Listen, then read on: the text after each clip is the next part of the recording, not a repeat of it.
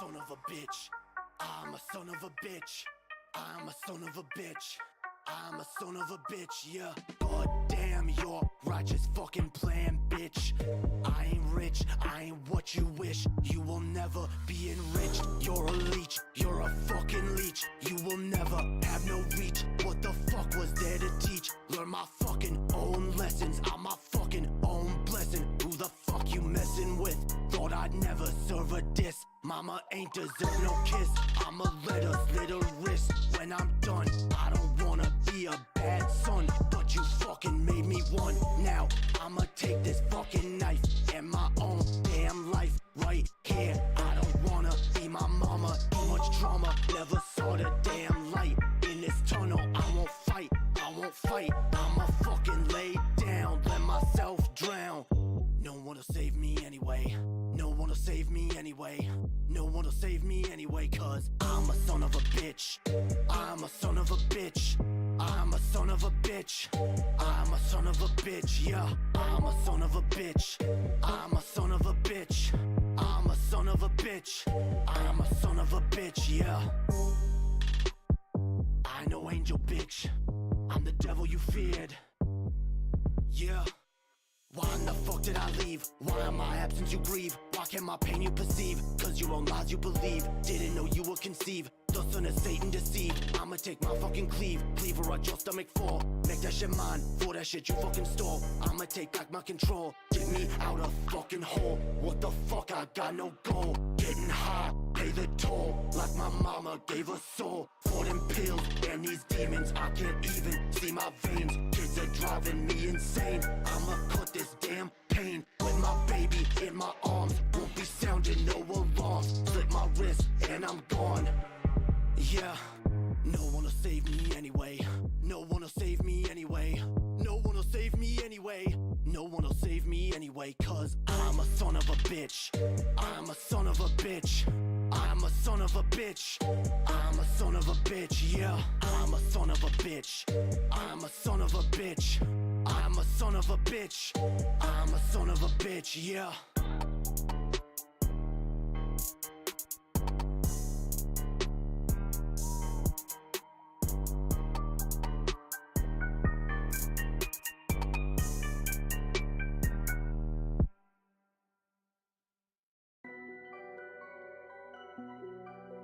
Jump. Climb out on the roof, just jump. Motherfucker, you a lazy little shit. Why not jump and just fucking quit? It's your own fault. Boy, you never did enough, and now you're gonna pay for the fucking shit you say. Victim blaming, mental shaming, always bitching cause I'm gaming. But this shit now I'm proclaiming, and I'm aiming for the house of lies that you built on the hill of the dagger that you staggered my ass with. Now you haggard, I'm so aggroed, call your fucking son a faggot. Why so ragged, you a maggot? See $1 and just grab it from the mouth of the starving reprobate. So much hate, bitch, I needed an escape from the rape of my sanity. Humanity is drained from my motherfucking corpse as I hit the fucking dirt. All the fucking hurt and the shit I can't recall dies with me. All the shame and the failure, I'm a terror. Fuck my mirror, time to fix this fucking error. Yeah, I'm the bearer of this shit, and I wear it on my wrist. Now it's time to cut it out and just grow the fuck up. In my mirror, it's a vision that I see of myself. Damn, I'm looking like my father, so why even bother? I'll die for my mother, so I'll never treat another the way that he fucked her. I'll break this damn cycle and jump, jump, jump, jump, jump, motherfucker. Jump, jump, jump, jump, jump, motherfucker, just jump. Jump, jump, jump, motherfucker. Jump, jump, jump, jump, jump, motherfucker. When there's evil in my heart and there's Satan in my veins, I'm insane. Best get stitches in my brain or a cane, cause I can't fucking stand on my own 2 feet. Defeat is my only fucking path. I'ma retreat, can't rest until my brain hits the concrete. Fuck you. I'm just tired of this deceit and these lies that you fucking spew, and the shit you put me through, and the shit you fucking do. But sometimes I just wonder if the shit you say is true. I'm just so damn rude and irresponsible to boot, and I'm the fucking reason mama's cutting her wrists up, and I just sleep too much, play too much, got some shit to say too much, never clean my cage, I must. Such a fuss, boy don't cuss, I'ma fucking take your trust, give to God and make it rust. Time to bust, mustn't lust, gotta leave you in the dust. Live a life that's unjust, into hell you will be thrust. Satan is your just reward, you don't get a fucking sword. All of time you won't be bored, only flames, just rest assured. When my warnings you've ignored, you'll be punished by the Lord. Cast aside, you are abhorred, grace will never be restored. Jump, jump, jump, jump, motherfucker. Jump, jump, jump, jump, jump, motherfucker, just jump. Jump, jump, jump, motherfucker. Jump, jump, jump, jump, jump, motherfucker, just jump. Jump, jump, jump, motherfucker. Jump, jump, jump, jump, jump, motherfucker, just jump. Jump, jump, jump, motherfucker. Jump, jump, jump, jump, jump, jump.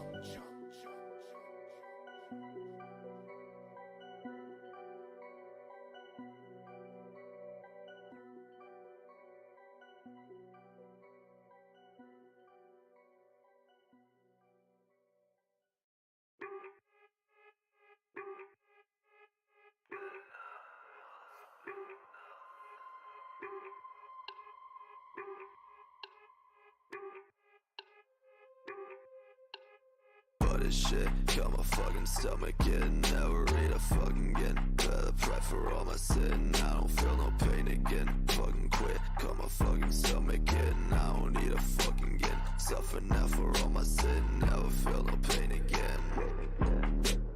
If I'm what I eat, then I must be nothing. If I'm what I eat, then I must be nothing. If I'm what I eat, then I must be nothing. If I'm what I eat, then I must be nothing.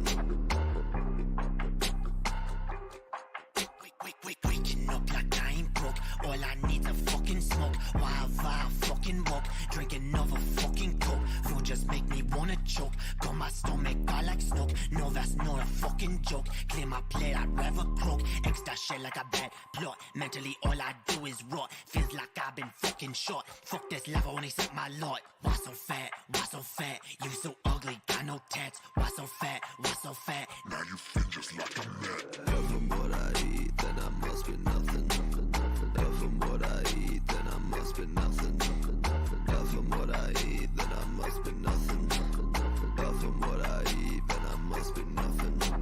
Feel so nauseous, I can't eat. All I want's to fucking sleep. Caught it out, that's not a leap.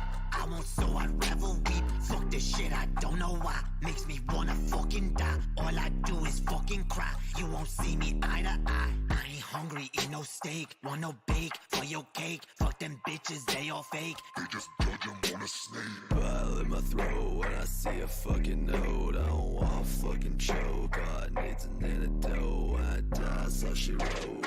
If I'm what I eat, then I must be nothing. If I'm what I eat, then I must be. But this shit got my fucking stomach in. Never eat a fucking again. Better pray for all my sin. I don't feel no pain again. Fucking quit, got my fucking stomach in. I don't need a fucking again. Suffer now for all my sin. Never feel no pain again. If I'm what I eat, then I must be nothing. If I'm what I eat, then I must be nothing. If I'm what I eat, then I must be nothing. If I'm what I eat, then I must be nothing. Waking up like I ain't broke. All I need's a fucking smoke. While I fucking walk, drink another fucking coke. Food just make me wanna choke. Got my stomach out like smoke. No, that's not a fucking joke. Clear my plate, I'd rather croak. Extra shit like a bad plot. Mentally all I do is rot. Feels like I've been fucking shot. Fuck this love, I only set my lot. Why so fat? Why so fat? You so ugly, got no tats. Why so fat? Why so fat? Now you feel just like a man. If I'm what I eat, then I must be nothing. If I'm what I eat, be nothing. But from what I eat, then I must be nothing. But from what I eat, then I must be nothing. Feel so nauseous, I can't eat. All I want's to fucking sleep. Caught it out, that's not a leap. I won't, so I'd rather weep. Fuck this shit, I don't know why. Makes me wanna fucking die. All I do is fucking cry. You won't see me eye to eye. I ain't hungry, eat no steak. Want no bake for your cake. Fuck them bitches, they all fake. They just judge him on a snake. Bile in my throat when I see a fucking note. I don't want to fucking choke. All I need's an antidote. When I die, so she wrote. But from what I eat, then I must be nothing. But from what I eat, then I must be nothing. But from what I eat, then I must be nothing. But from what I eat, then I must be nothing.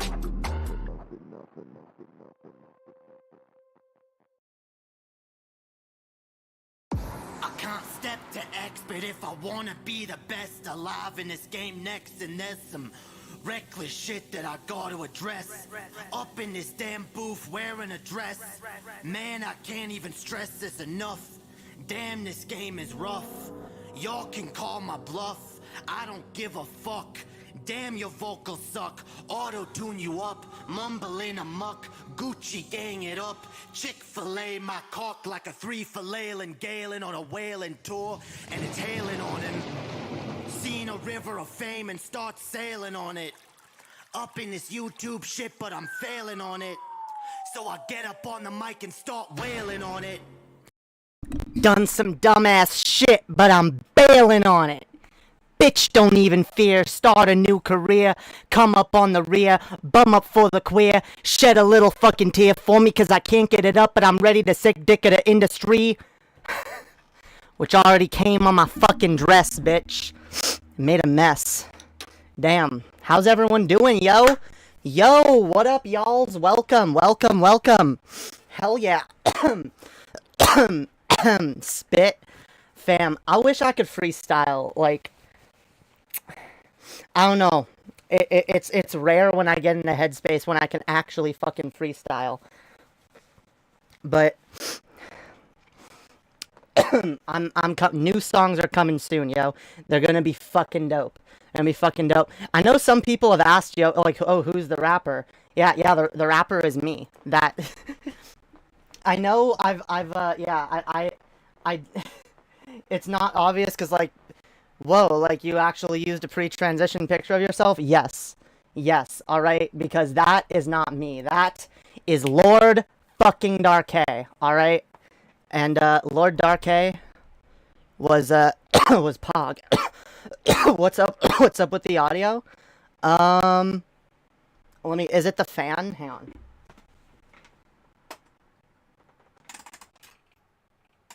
Is that better? Oh, wait. No, gotta put it.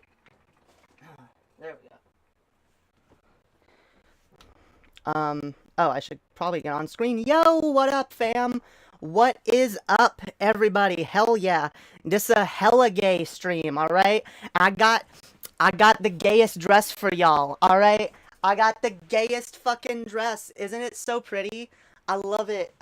It's like flowy in the back. Look, see, it's like flowy in the back, and it's like short in the front, yo.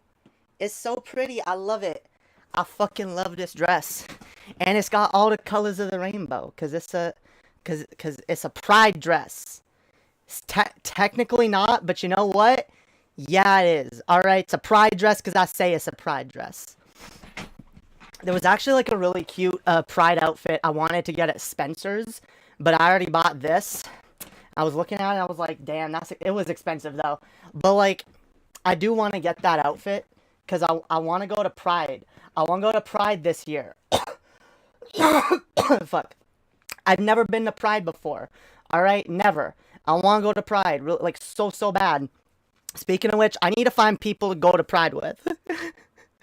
Anyone in the Toronto area who wants to go to Pride with me, hit me up, yo. Hit me the fuck up. And we'll chat, all right? Because I really want to go to Pride this year. But, like, I like, hesitate to go because I'm like, I don't want to go alone. I'm going to feel weird. But, like, look, on some, like, I know it's my people there, all right? I know it's my people. I shouldn't feel nervous to go. Like Pride is probably the one place where I should feel comfortable to just go and be my fucking self. Like, I recognize that. But I'm also an anxious bitch, all right? And I'd prefer having people that actually plan to meet up with already. So, yeah, if anyone wants to meet up, let me know. I'm actually thinking of, like, maybe, depends on how I feel. I'm thinking of maybe doing some, like, on-the-street interviews at Pride. Because that could be dope. Y'all remember what I did last year? I don't think I did it right on Pride Month. I think I did it a little later. But I did, an actually really good segment, laughing at Blair White's attempt to do something similar. Although, Blair White, let's be clear, what she did was, like, go to Pride and ask, like, really, what's the term? Really, like, leading questions, you know, everyone, you can tell what she was doing. She was trying to, like, annoy people with her questions. That's not what I want. I want to, like, see, but I'd have to have, like, good questions to ask people, because I wouldn't want to come off as doing what, like, Blair White was doing. I'd want to have, like, good questions to ask people that would actually, you know, so I don't know. I might do it. I might not. We'll see. We'll fucking see. If I can get, like, a crowd of people to chill with me and just, like, go up and down the streets talking to random people, I'd do that. But yeah. So I don't. Yeah, I'm putting out feelers. All right. I'm putting out feelers. I wanna meet up with some people and go to Pride. Pride's gonna be fucking awesome. All right. Isn't there supposed to be the Swegta guy? Yeah, yo, Swegta. Actually, hang on. So we're gonna get Swegta on in just a minute. I think he's ready. Audio is crackly. Oh, guys, did I fix the audio? Guys, is my audio fixed? Or do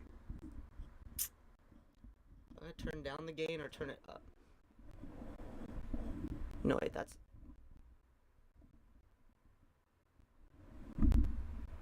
Okay, yeah, no, we want the gain down.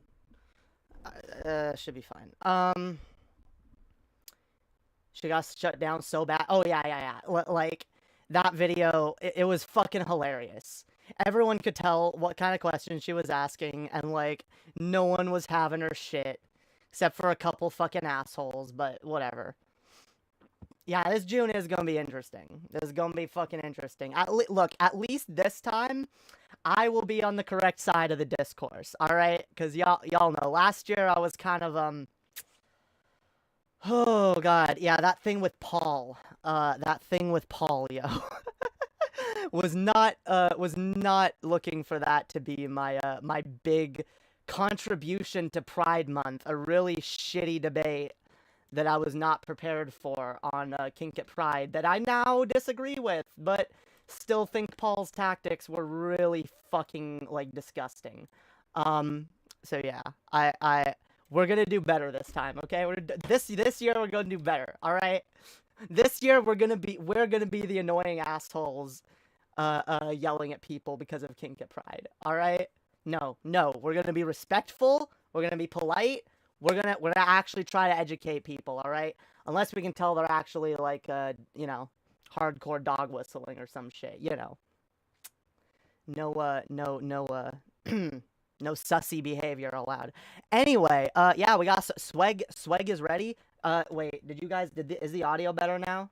Guys, someone tell me if, maybe I should just get fucking Swegta on and he'll fucking tell me. Why bother with you people, alright? I know who I can trust, and it's fucking Swegta, alright?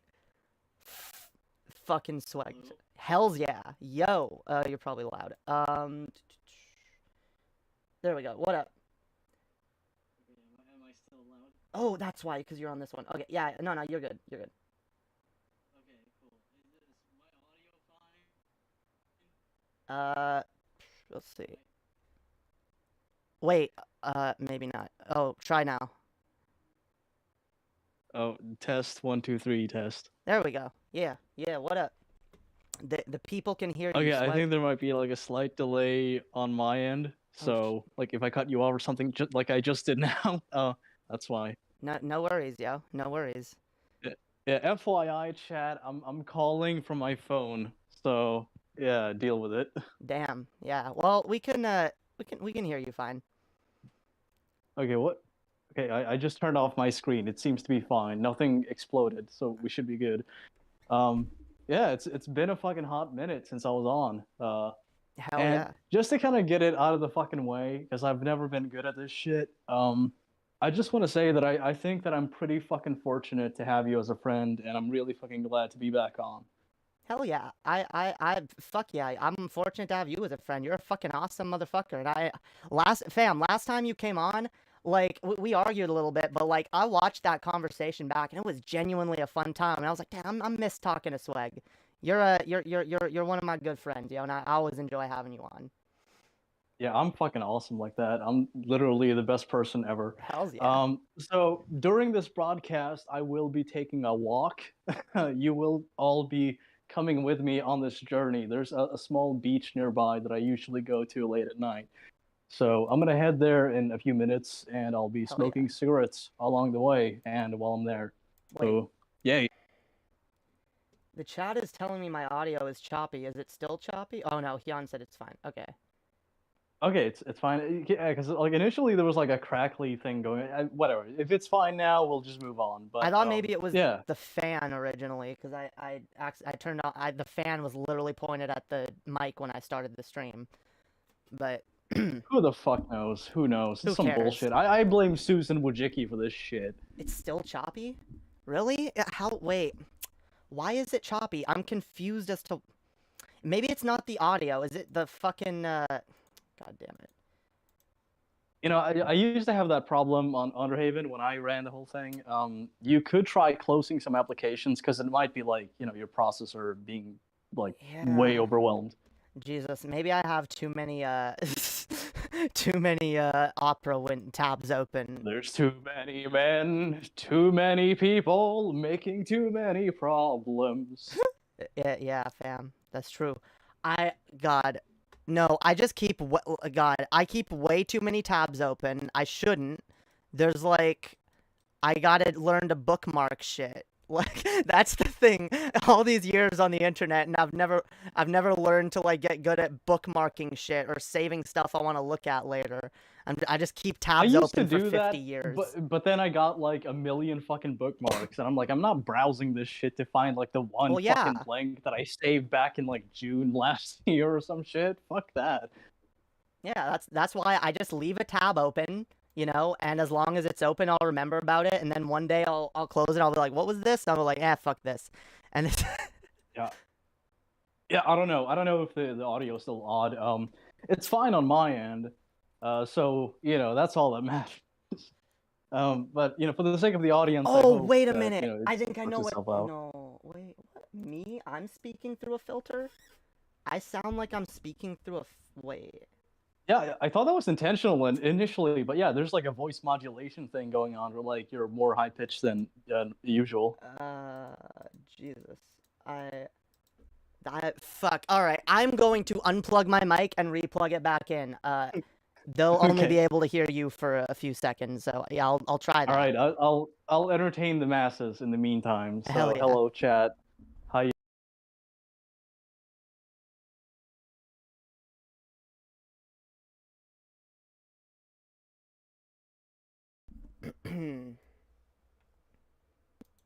Not able to do that because I can't pay for it because you know YouTube Premium's fucking racist like that. They're like, hey, you live like in an unsupported region. I'm like, I live in fucking Sweden. Like, what gives? We should have access to everything. Like, is it not enough that I've made this company like fucking thousands of dollars? I can't even like pay for their bullshit subscription service. Fuck that. Yo, test. Am I back? Do I sound any better? Can I be heard? Whittles thumbs. No, I can't be heard. Betcha. Why can't I be heard? Fuck fam. No, I can't. Oh, the stream can hear me. Got it, stream. I gotta fix it on Discord. Got fucking test. Jesus Christ. Testing. Okay, now you sound totally different. Am Now I you sound better? like, you're using a different mic, and it actually sounds a bit better. I thought like initially you were using your webcam mic on Discord, so I think that might have fixed that for me. Oh, maybe. Maybe. That might be Yeah, the. I did. Yeah, I think that we might have that shit where like if I speak, it like mutes you kind of. So like whatever, I'll try to pay attention to like if you're talking. All right, chat says much better. So, all right. I think Okay, we're good. Bravo. Hell fucking yeah. So we're back in business. Hell yeah. Um Yeah. so yeah, it's been a while. What have you been up to since we last spoke? Well, I moved back to Stockholm, so I live in my own little cabin now. I live also there's like a house on the same property, so like I'm sharing the same house with like two other people.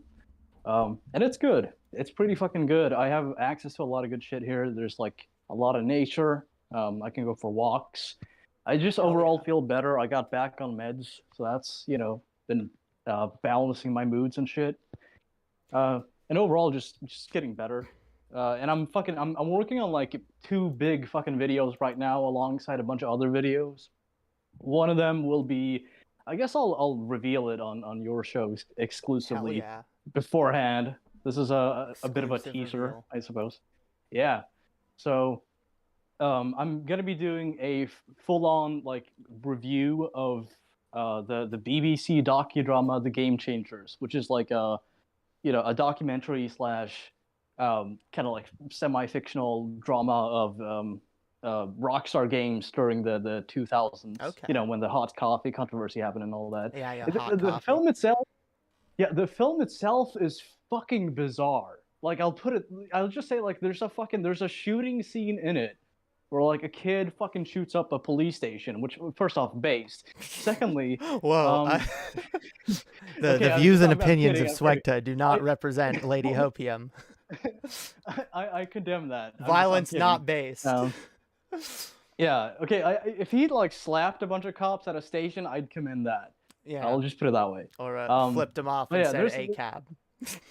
Yeah, might as well. But yeah, there's a fucking shooting scene where like this kid who played way too much GTA Vice City, he pulls a pistol out of like a cop's holster while the cop's distracted. Damn. And first off, like you can't do that. They're specifically made to prevent that from happening.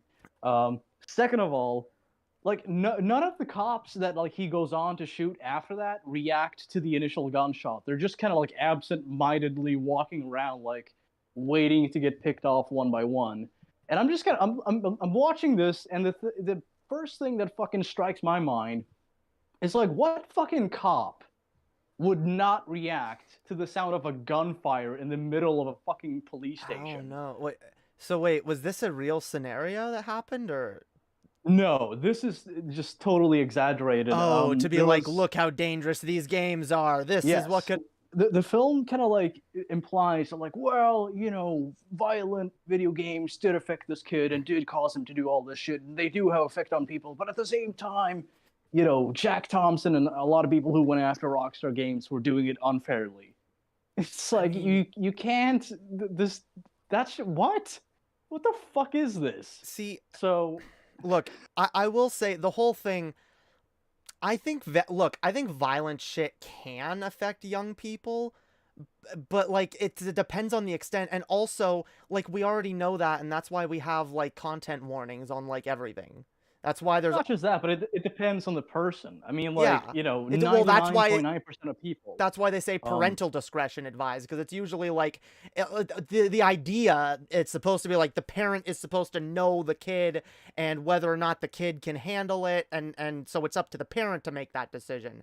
But like that's why they won't sell those games generally to kids, and I just hate when like it's used like, oh well, this is dangerous and it shouldn't exist. Like no, that just because it could be dangerous to kids doesn't mean it shouldn't exist. If that's your argument, then you should be against porn, cigarettes, and alcohol, because kids could get a hold of it. If somebody goes ahead and does something like this, like odds are they were probably gonna do it eventually anyway.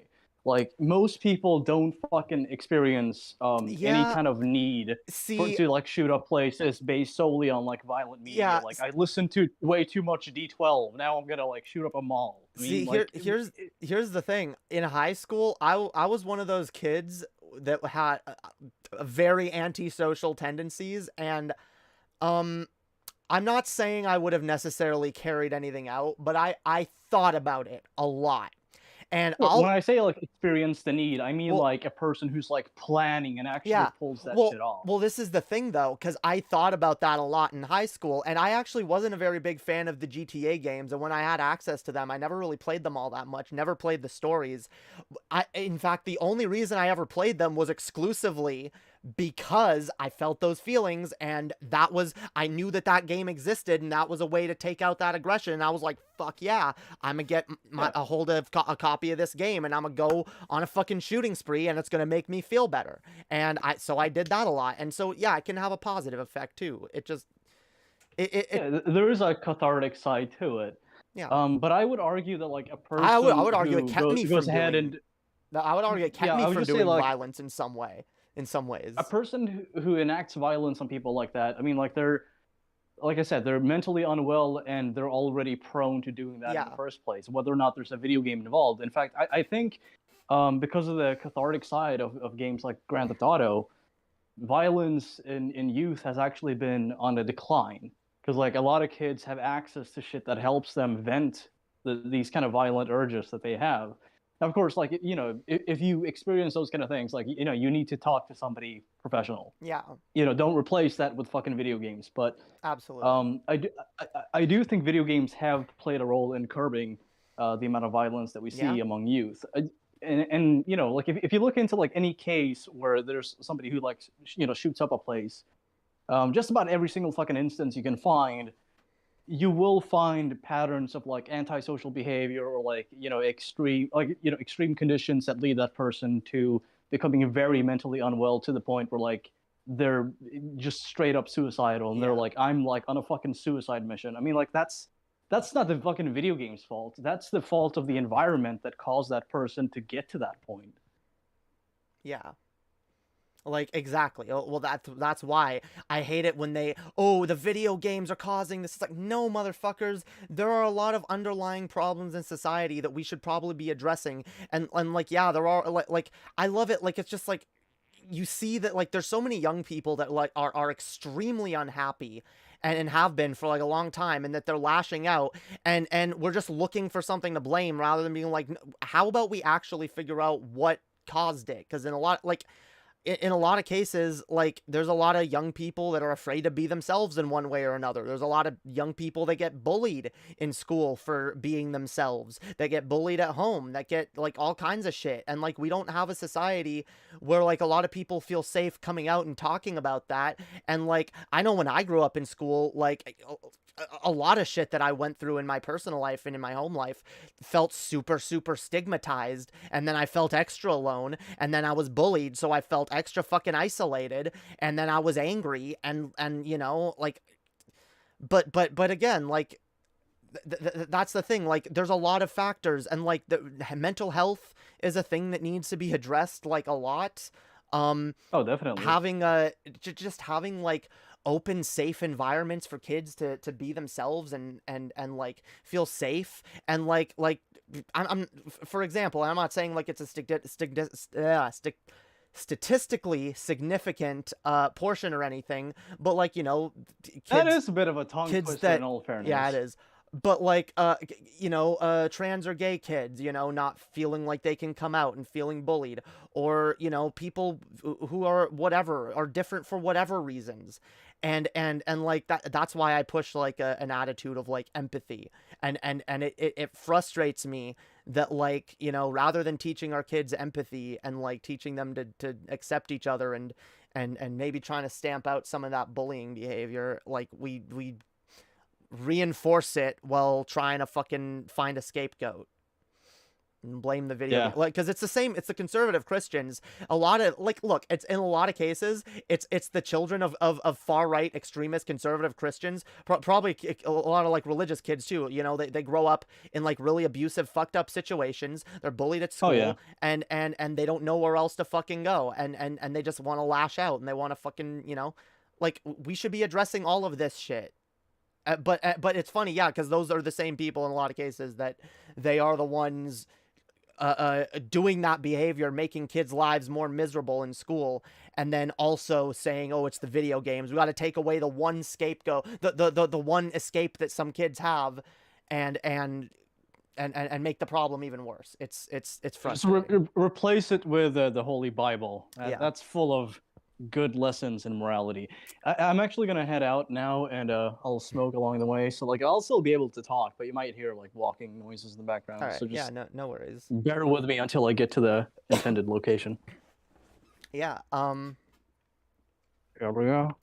So I guess no, that's dope that you're that you're you said you're back on your meds, you're doing better and shit. I've been doing similar shit, and I've actually recently gotten back on antidepressants, trying to smoke less weed, trying to you know, become a more productive human and be less depressed, because depression is not pog. But yeah, I'm fucking doing a lot better these days too, and it's fucking poggers. I think a problem a lot of people face when they do that is that they compare themselves to societal standards, and they say like, okay, well, I need to be more productive, and you know, yeah. they do shit like, okay, well, you know, I might not be mentally well, but I'm just gonna force myself to get a job, and as soon as I do, I'll feel better, and then you know that doesn't fucking happen because it's a bit Yeah. more nuanced and complicated than that. Oh, trust me, when I say, you know, I'm trying to get myself better and become more productive, that doesn't necessarily, like, my priority is not getting a job. Don't get me wrong, like, I need money, but see, here's the other thing, and, like, what you're talking about is true. This is the thing that frustrates me, and I try to get people to understand this. Like, I'm not even saying that getting a job isn't a good part of, like, getting your life together, but, like, a lot of people, and our capitalist brain society has kind of conditioned people to think this way, that, like, it is, like, the first and foremost solution, the be-all, end-all solution. It's, if you don't have a job and shit's going wrong in your life, well, you don't have a job, so there's your answer, right? Why don't you go get a job and then complain to me, right? Or actually go get a job and shut up, because that should solve all your problems, and if it doesn't, we don't fucking care. You know, and I advocate for, no, in a lot of people's lives, that's not the first thing that some people need to focus on, especially when you suffer from really bad mental illness. So no, I went to my doctor. I told him what my issues are and what I need help with. And I said, you know, I'm tired of relying on weed to medicate myself, and I need something better, and I need to, you know, not have the anxiety all the time. And, yeah, that's, I'm going in that direction, but there's other shit that I need to do. There's other shit that I need to work on for my mental health, before I'm at that place. And like, productivity is subjective. Like, personally, I think what we're doing right here, right now is productive. Like, not everyone will agree. All right. But even if not a lot of people watch now, like, this is this, like I said, we normally have good conversation. This will be a dope fucking stream. People can watch fucking later. And one day when my channel, supersedes that of Vosh, you know, this will be an all-time classic stream, you know? So, Fuck yeah. yeah, It'll be like one of the old school things, you know? yeah. Like, I you have were my there I in have that my moment. sights set high, all right, but I try to keep it semi-realistic, all right. I'm gotta gonna get find that middle Vosh ground. money. I don't think I'm gonna get that Hassan money, all right. You have to be like a realistic optimist, Yeah. because otherwise, you know, you just end up aiming way too high Oh, and no. way too low. No, I agree. I like to joke, but no, I don't have my sights set. I try to set my aims realistically. We should all do that. But, you know, I think, like, being optimistic and dreaming and hoping for the future is also good, because it can motivate us to go forward and attain the things that we really want. And so I just try to keep in mind what I want to be, what I want to, and because here's the thing, because I've noticed, like, not only, like, people are like, oh, why are you doing this? You know, why don't you have a job? And I'm like, well, I deal with like really debilitating mental health issues. That's why I'm on disability. And then like, you know, I realize, oh, I'm on like, that is actually a part of the reason, because I do have like debilitating mental health issues, and that's part of the reason why I'm not even able to do this channel, this as well as I'd like to, and you know, put as much work into this as I'd like to, you know. So if I'm gonna be productive at all, I gotta get my fucking health under control, my mental health. I gotta, you know, there's a lot of introspection. I gotta do a lot of work, a lot of self growth, you know. But it's fucking important. It's work we all gotta do if we want a better life for ourselves. Yeah, you gotta do what you gotta do. Hey, so I never got like an answer to this, but like, are we gonna do the video thing, or are we gonna yeah, like sure. look at articles, or? Yeah. Okay, cool. See, I just I don't really rely too much on videos and articles anymore on my channel. Like I use them for segments here and there, but like I try to keep my channel like conversational. I like to have just like a chill vibe chatting, you know, and once I run out of topics or shit to talk about, then I'm all right, let's dip into the content, you know. Yeah. I feel like some channels are a little too quick to be like, all right, right into the content. All right, we talked about this for 5 minutes. All right, next thing. All right, next thing. And like, you have less organic conversations that way, you know. I feel like that's like one of the problems that DP and both Underhaven kind of like dealt with for a while. Yeah.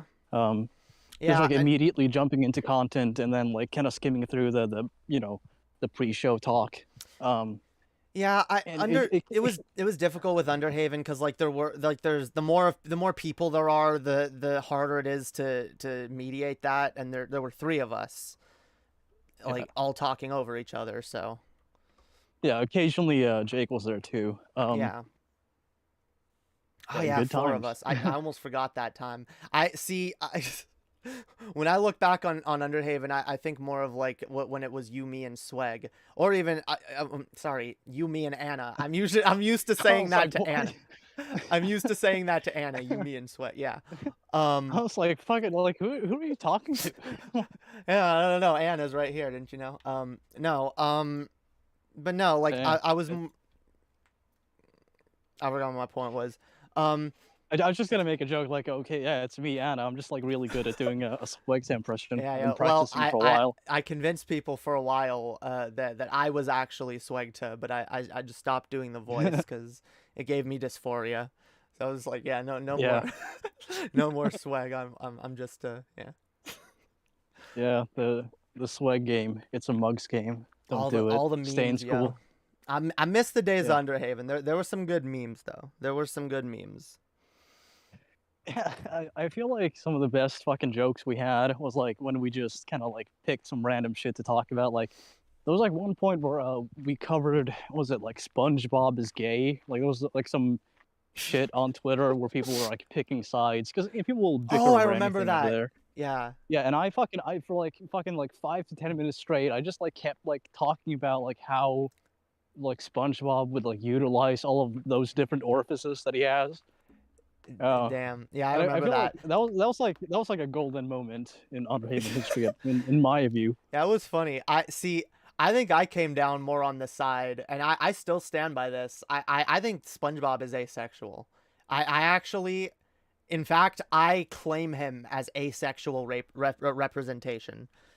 No way. Like the SpongeBob is like SpongeBob fucking gets filled with cock on the daily. There's no fucking way. I think he's like, gay. How can you have that many holes and not use them? That's like a missed opportunity. You have to like, even if it sounds totally fucked up, you have to like neglect the asexual side and just be like, you know what? I'm just gonna force myself to be gay.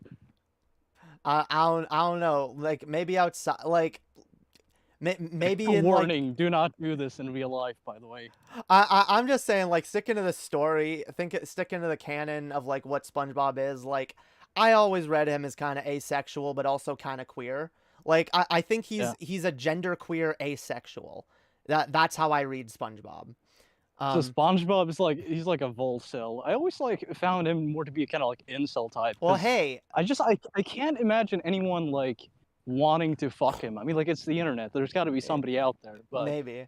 I just Oh, I've can't seen put them. myself in that There's mind. there's I SpongeBob porn out there. It exists. Yeah, I know.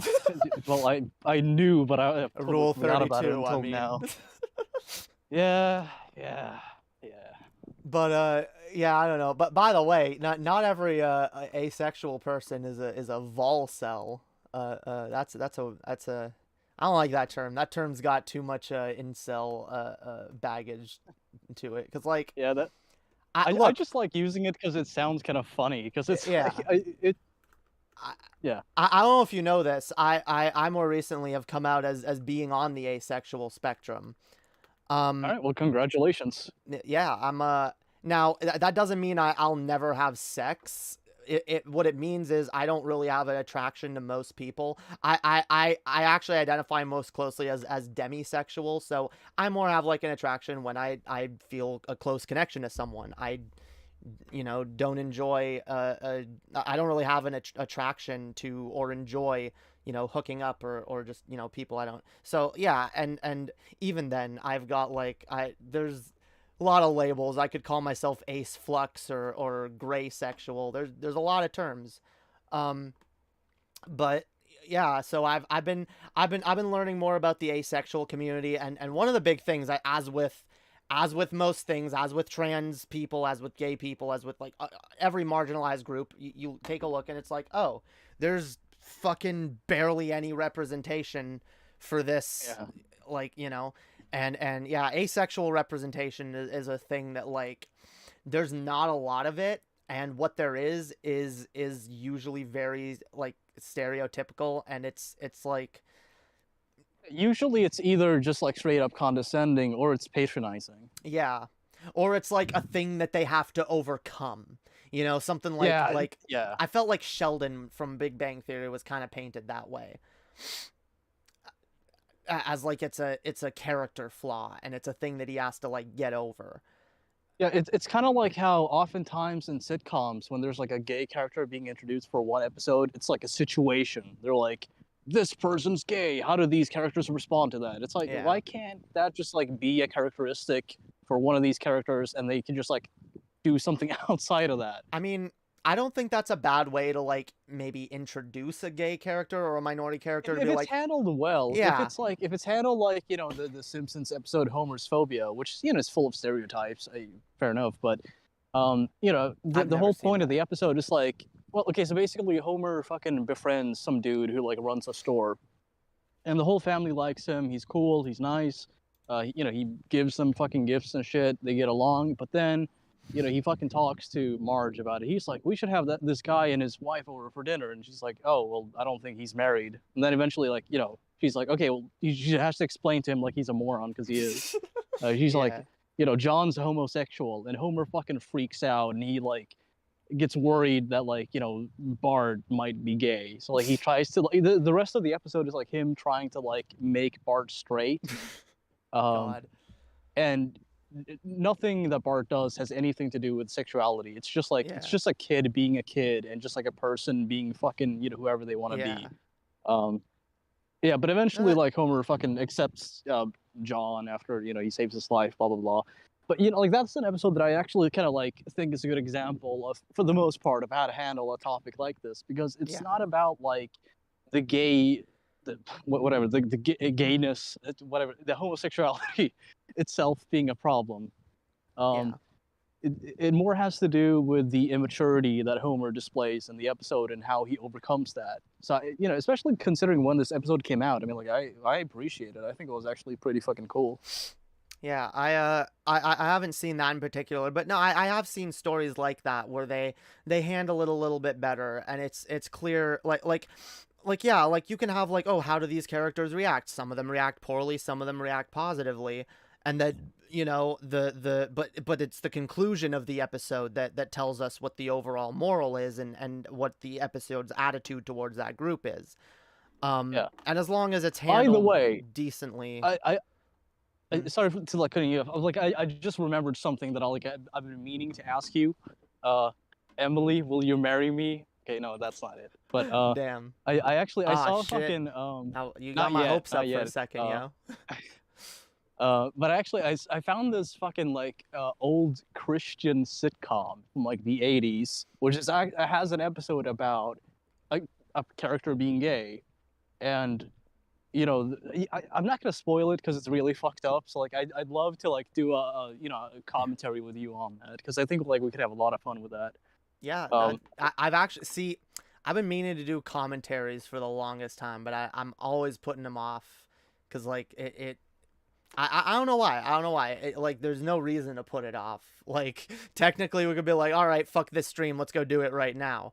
But like, but no, that would definitely be dope. Hell yeah.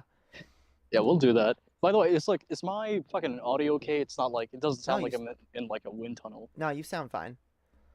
Okay, so there's no, okay, cool. Because it's kind of windy, but yeah. Yeah. But no, I'm glad that The Simpsons at least handled it well, because I'm actually, I feel like Family Guy probably handled it even better, because they did, actually, I don't even remember how the Family Guy first handled it. I know how they handled, how American Dad handled it, and American Dad, fuck, that show is way better than either of those shows, but I'm still mad about the way Family Guy has handled trans issues. Like, I was just gonna say that, yeah. In a lot of ways, like their first episode about trans issues, literally fucking like 30 seconds straight of Brian vomiting because he fucked a trans woman. Which, like, I love that he vomits at like the realization of that when like clearly she passes well enough that he never noticed while he was fucking her. But okay. There's also I don't know if this is the same episode, but there's also a moment in Family Guy where like they mention, I think Ida is her name. Yeah. Glenn Quagmire's mom, formerly dad. Yeah. They mention that like, okay, they kind of explain to Lois like, Ida is a trans woman. You know, used to be a man, identifies as a woman now. She's a woman. Yeah. And she's like, oh, okay, so he's gay. It's like, no, this is like. I think they said like, the typical thing, which, the more I hear it, the more it kind of bugs me. Yeah, it is annoying. Trapped in a man's body, that shit. Yeah. Yeah, but she's like, oh, no, okay, so he's gay, and that's a joke. And it's like, okay, the joke here, like, I feel like it should be Lois's ignorance on the issue, but it feels more like a really dismissive way. Yeah, it is. Like, it does feel that way, yeah. I get what you mean. It's because it's like, oh, so he's gay. It's like, no, she's a woman now. It's like, oh, so she's a man trapped in a woman trapped. Which, look, the woman trapped in a man's body thing, like, I get why, like, for normies, like, it can maybe even be a utility to describe it that way and be like, look, some people feel on the inside different than they are on the outside, and they can feel like they're trapped. And see, for me, that particularly is something that I can identify closely with, because like I do feel like I've been trapped in the wrong body my whole life, but that doesn't also necessarily mean that that's the experience for every trans person. And so there's that misconception that they put out there, and then there's the misconception, like them just calling it gender reassignment surgery is like really like wrong, because it's not, you don't get a surgery to reassign your gender. Maybe you could call it a sex reassignment surgery, but that's even wrong, because it's bottom surgery. And like, because like your sexual characteristics usually change due to hormones, not even from like the bottom surgery is like one of the last things most people go through. And so that like there's this preconceived notion people have that like, oh, being trans is like, I decide one day I'm a woman and then I go get a surgery and now I'm a woman. It's like, Jesus fucking Christ. My favorite fucking thing, and by favorite I mean like the thing that I fucking despise more than almost anything, it's like when people talk about trans women in like bathrooms, and they act as though this is like an issue of men just wanting to get their rocks off. And it's like, okay, I'm gonna go through this like tedious, lengthy process of like changing a big part of my identity, possibly even getting surgery, taking fucking hormone replacements, and it's like, for what? Just fucking jerk off. Just go home and fap. Like, nobody does this. There's not been a single fucking documented instance of like some dude having like, some mischievous scheme where he's like, now I'll get to like. You No, know, this is just this is just fucking totally overblown, and it doesn't fucking happen. In fact, trans women are way more likely, on average, to be victims of sexual abuse or you just straight up abuse in women's, fucking facilities. oh yeah, like Than cis women. I'll be honest, when I was living in the States, especially, like I was really afraid to use the women's bathroom in a lot of places, and when I did a few times, like I would get weird looks. No one ever confronted me specifically, but like I know people who have gotten that, and it's like, what the fuck do you think you're doing in here? And like it makes you scared. It makes you feel like here's my experience of walking into a women's bathroom every time. It's like I slowly push the door open. I look in. I'm like, all right, no one's in here. Is gonna be mad. Like I'm not like am I even allowed in here? Kind of thing. Because like I know, like, I'm a woman. It's my fucking space. I have every right to be in there. But, like, when people in broader society make you feel like you're not welcome, it can kind of put you on the back foot. And, like, that's the experience most trans women face. And what I find hilarious is, like, these people that like, accuse trans women of wanting to do that. Like, they're the ones that are super obsessed with people's genitals. They're the ones that ask invasive ass fucking questions. A lot of the time, they're the ones fucking, defending, abusive, rapey behavior, being anti-Me Too and all that. I'm not saying all Not of just them that, do. but another example of that would be like when they back a lot of laws that target like kids or like genital inspection and shit. Like these are actual fucking laws. Yeah. They've not only attempted to pass, but successfully passed. Yeah. And like, so they're the ones harming people. And like, I'm sorry, like when I hear like a man go, oh yeah, you just want to like peep in girls' bathrooms. You just want to like look, like all I'm thinking is, damn, I hope this dude never figures out how to make himself pass well, and because he's the one who's gonna creep on some people in the bathroom. This is the person you want to watch out for. Make no mistake, when people go around like that, it's often projection, and like you can tell they're self-reporting, because it's like, is that what you would do if you could pass as a woman? Because like, I'm sorry, that's the last thing on my fucking mind when I'm in the fucking bathroom. When I'm in the bathroom, what's on my mind is, God, I hope like no like nosy motherfucker starts like peeking through the cracks or whatever and freaks out and says I shouldn't be here or attacks me or some shit. Jesus. Yeah. And here's the thing too, like, so remember when people freaked out about like gender neutral bathrooms? Yeah. Remember when those were just called fucking like restrooms and nobody gave a shit? Like those have always existed. Yeah. There have always been gender neutral bathrooms. For the longest time, they've just been like called handicap bathrooms. Like here, most places have men's, women's, and then a handicap with like, it's a one big stall. Okay, well maybe that's like a European thing, because like in Sweden we have like a ton of restrooms that like nobody gives a fuck. Even the like the gendered ones, like there's like on average, women usually need to take longer when they fucking use restrooms than men. So like oftentimes what ends up happening is am I still on? Yeah. No, you're good. Okay, cool. Oftentimes what ends up happening is like you have huge lines. Yeah, the like, line to the women's bathroom. Yeah. Yeah, and then so often what happens is like They write women rap will songs just about use the men's restroom. They'll just like use that. And there's like I'm sure like occasionally, like every fucking blue moon, there's like some issue there, but I've never seen that happen, and I've seen plenty of women in men's restrooms. Oh yeah. It's actually normalized slightly. People go there to fucking just expel bodily fluids in private, or at least as private as it can fucking get.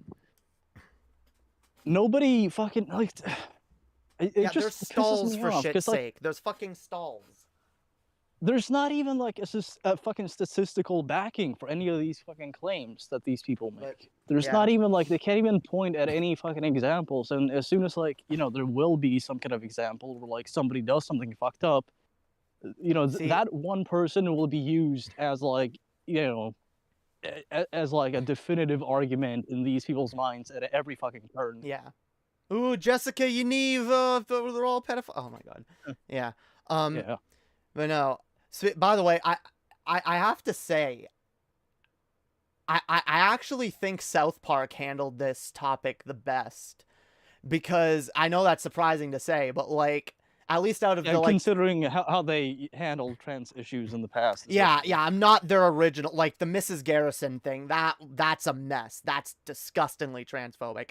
I mean, in more recent years, like they did tackle the trans bathroom issue, and I kind of like their conclusion, where it's just like, and like, their conclusion was actually pretty based, because at the end of that episode, because in that episode, for those who didn't see, I think so. Cartman decides he doesn't like waiting for the bathroom anymore. He's like, fuck it, I want to use the girls' bathroom. So he puts on a bow and he says he's trans ginger now, and he you know, he's a girl now, so he wants to use the girls' bathroom, and the girls get mad, everyone gets annoyed, and they're like, he can't use the bathroom, but she's like, oh well, I'm trans, like I'm doing what I want.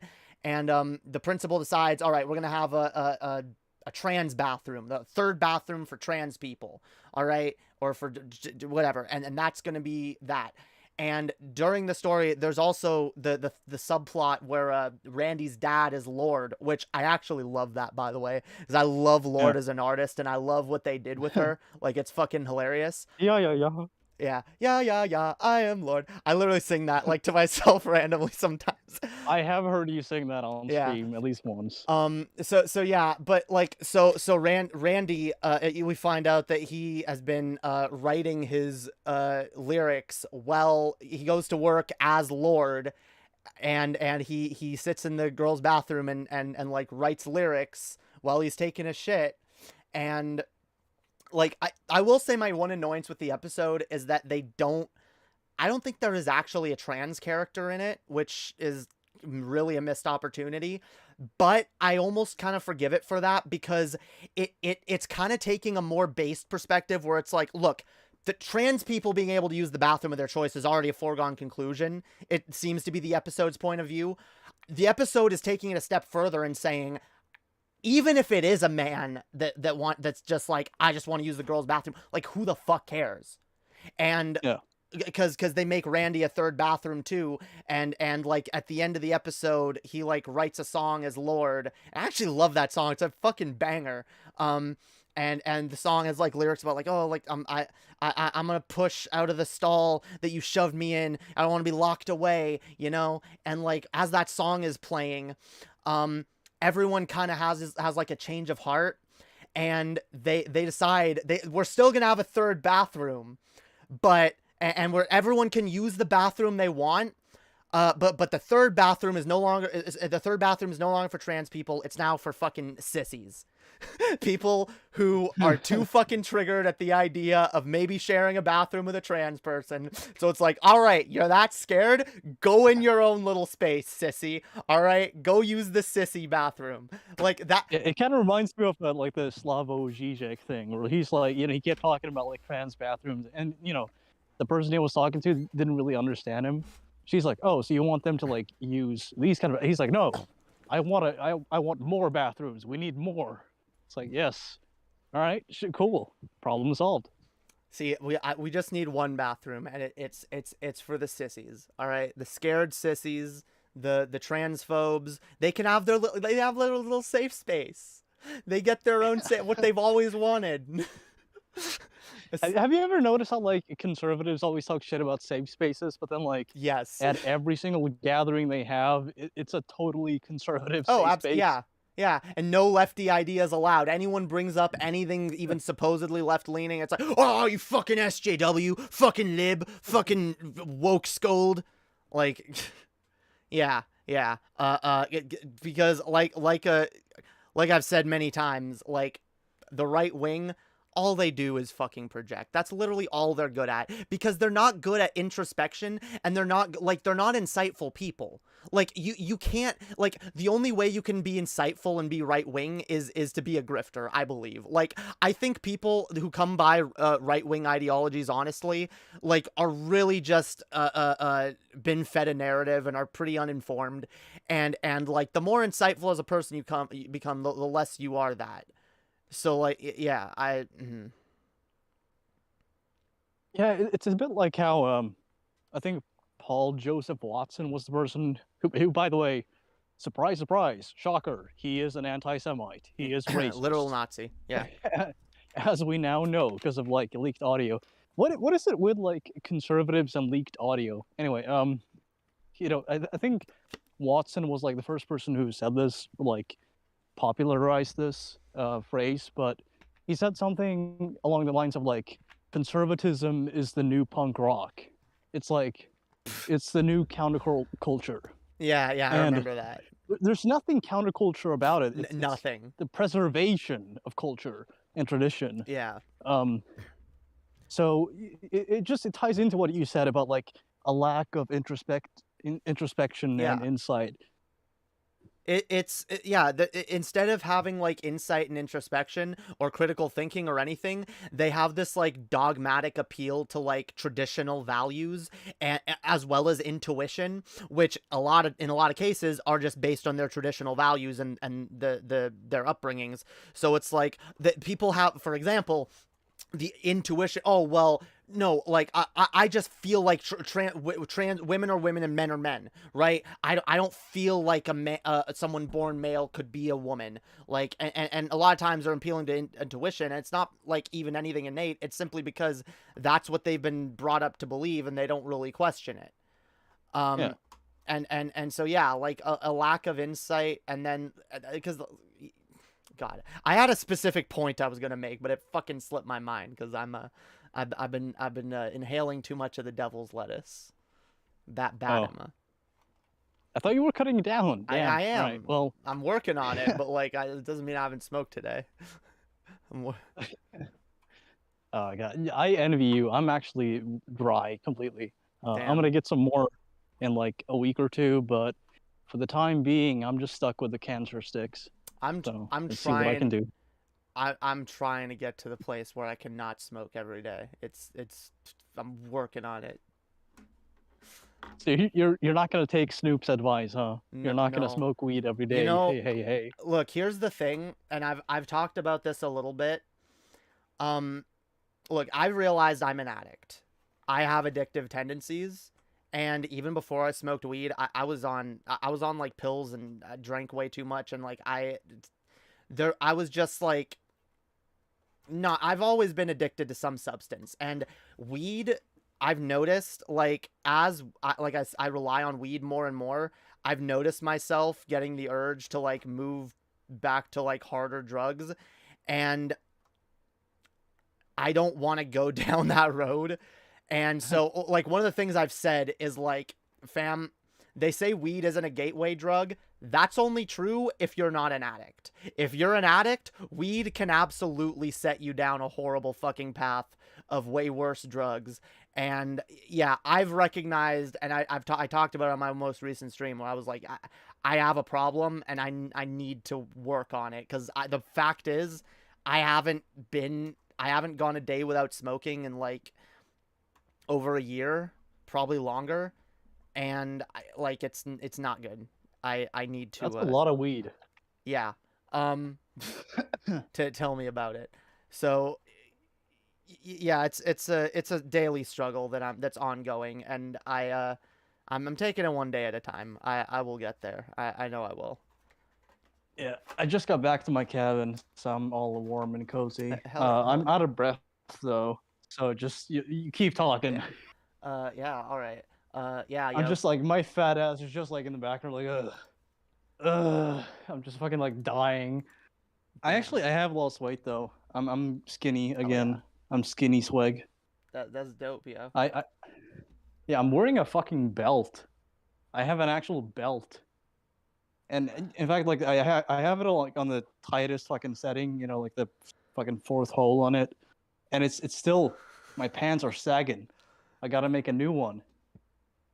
Damn. Well, that's at least that's good. You're getting progress there. I'm trying to lose weight too. I'm slowly getting there. Trying to get to this is what I'm talking about. Like I'm trying to work on myself on a lot of areas. Trying to like exercise every day. Trying to eat better. Trying to do all kinds of shit. It's one step at a time, y'all. One step at a time. Indeed. Damn. We already. So I did put in the title because one of the biggest things I did want to talk to you about is the elephant in the room, the very touchy subject to all the all the Yes. swag fans. Transphobia in GTA. Does it exist? Yes. Is it a problem? Should there be more Not of anymore.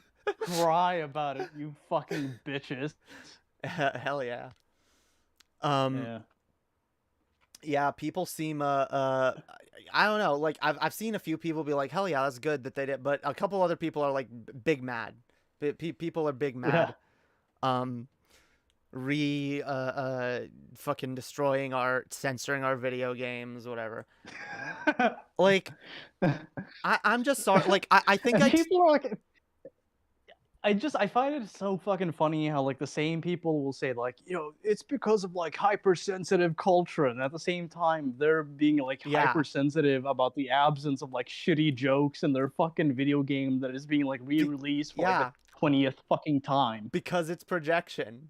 It's like that's the like I hate pulling out projection all the time, but like when you learn a little bit about psychology and like you learn about people and their behaviors and the way they act and like are insightful enough to introspective enough to like notice yourself doing it and be honest about it and like all of that, like you really do start to notice projection more and more, and it's like, huh. So the people who are screaming that the left is too hyper woke and sensitive about everything and want safe spaces and echo chambers and don't like anyone disagreeing with them, these are the same people who freak the fuck out every time a trans person is in a movie or a video game, or anytime you know, a fucking artistic company or every time a game developer, movie studio, whatever, makes an artistic decision that they have every right to make to add or remove content from a movie.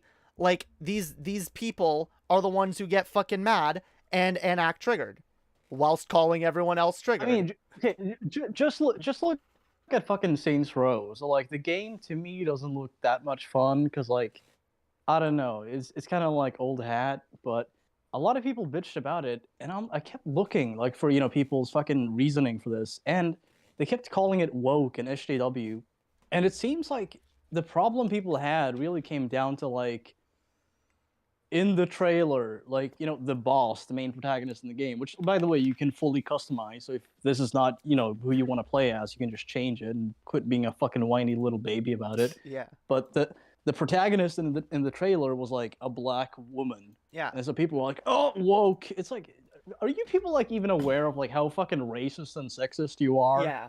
Because like it just seems to me like the fucking millisecond you see like a black person on screen for like a few fucking moments, Yeah. you freak the fuck out and claim that it's like white genocide.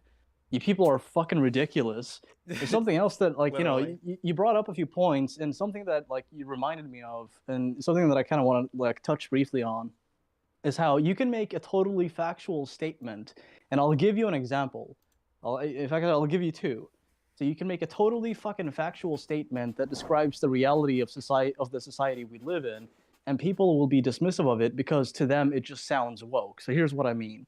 If I were to like make a video where I say, hey, we live in a cisnormative society, or hey, we live in a heteronormative society, those would be two totally factual statements. Yeah. Despite that, people would still be dismissive of that and say, oh, well, you're just being an SJW, you're just woke. It's like, no, I'm describing the fucking nature of our culture.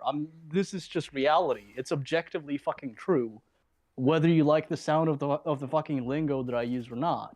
Yeah. I mean, that's the problem. This is like, honestly, this is why I'm like, this is the damage that the alt-right has caused. This is the way that they have damaged discourse. Shit like Gamergate, which was a fucking like alt-right God, I don't even know what to call it. Fucking insurrection. No, maybe that's a little heavy. An alt-right fucking clusterfuck. I don't know. Alt-right harassment campaign. Like a hate campaign. Yeah. Yeah. Like, yeah. all this shit has ruined discourse to the point where like now normies are talking like far right people being like, oh, this is woke, everything's like everything with a minority is political, and like I just love it. These are the people, the minute they see a minority in something, it's like, oh, that's political, it's woke.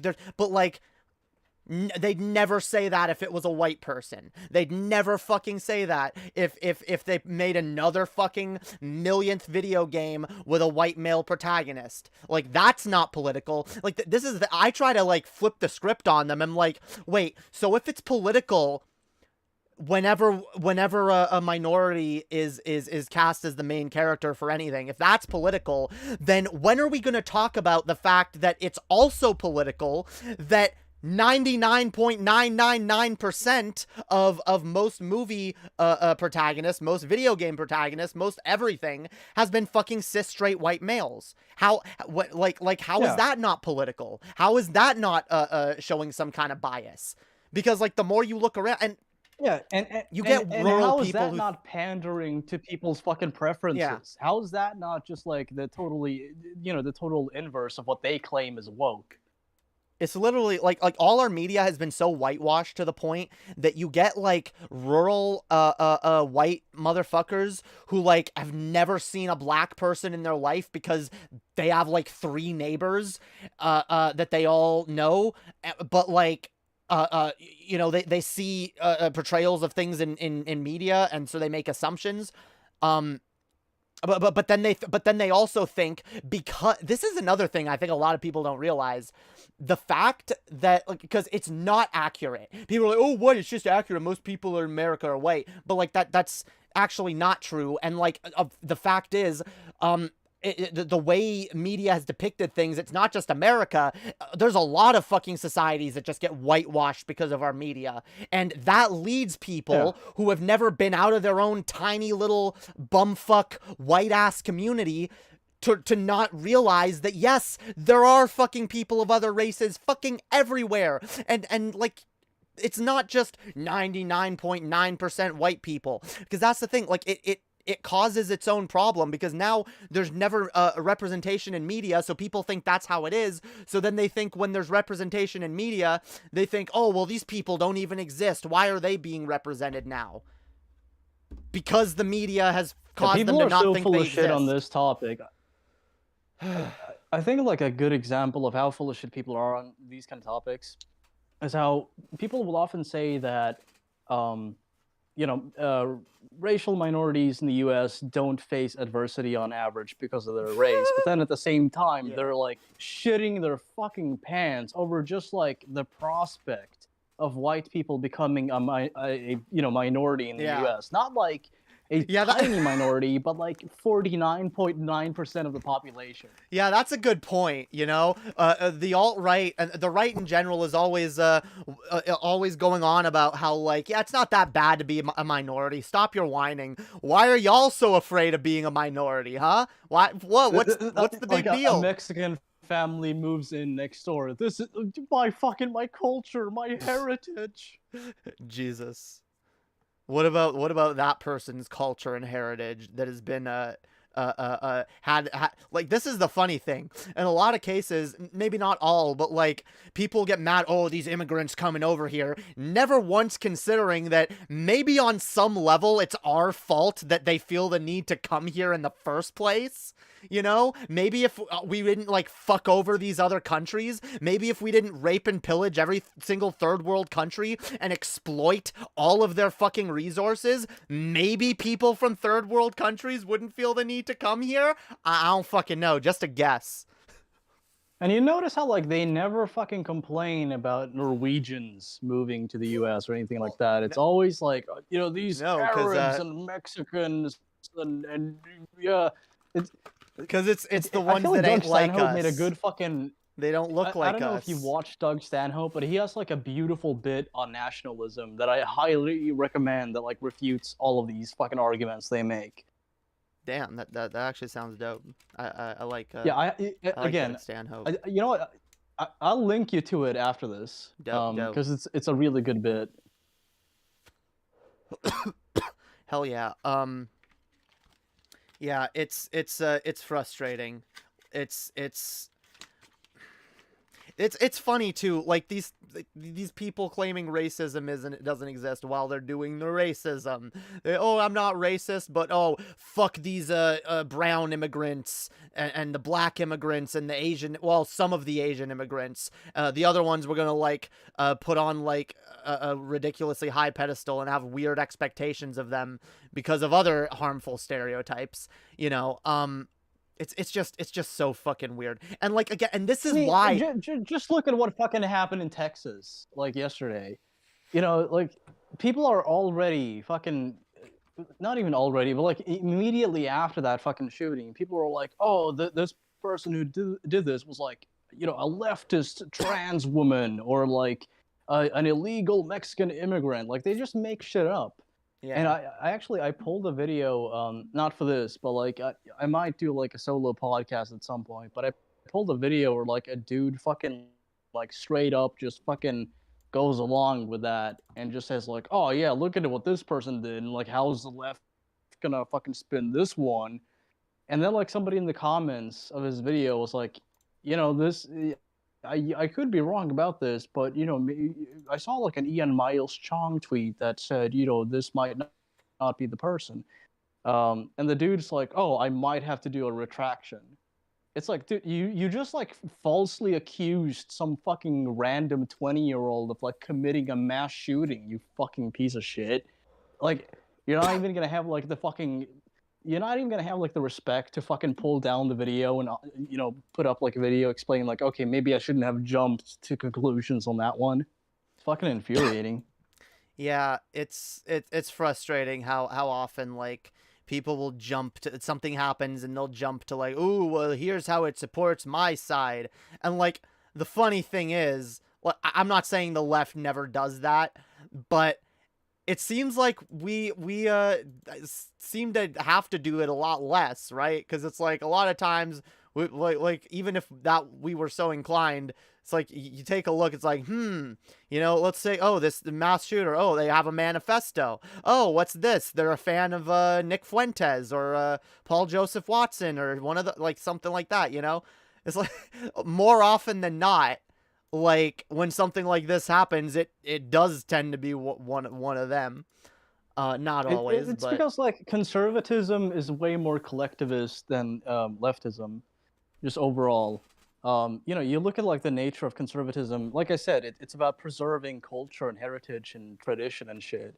It's never really been about individual liberty and, you know, equality. yeah. If that was the case, you know, none of these motherfuckers would, you know, have anything nice to say about the founding fathers. I mean, you know, Yeah. they were slave owners, for fuck's sake. Most of them, at least. And even the ones who weren't were actually in favor of slavery. So fuck them all, as far as I'm concerned. Yeah.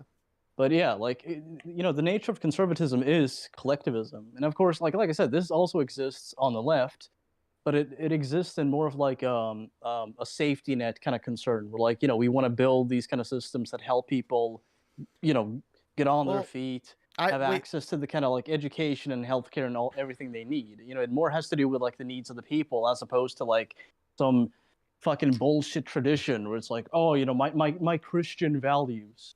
Yeah, well, that's why I don't think the right actually does adhere to collectivism. I think that is more of a left wing thing. I think the right is far more about individualism. Oh, just pull yourself up by your bootstraps. You got to take care of you. You got to, you know, do this and this.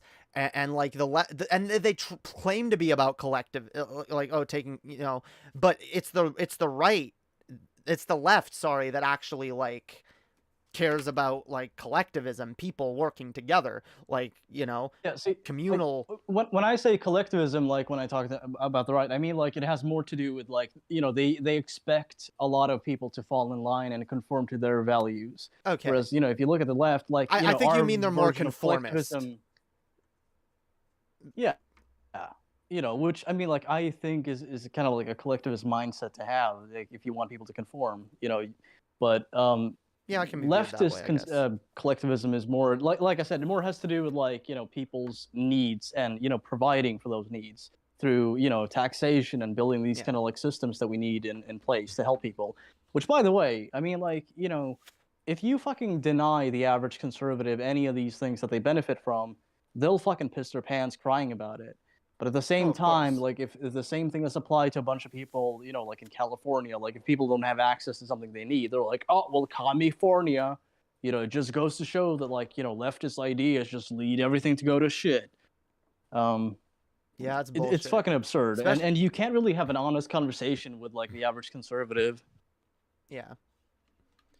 Especially because, like, I feel like these conservatives gotten more quiet, but, like, there are a lot of conservatives, I know a lot of conservatives that spout very far-right values that absolutely No. benefit from fucking socialism, that benefit from welfare, and like, they always have justifications. Oh, well, I'm deserving.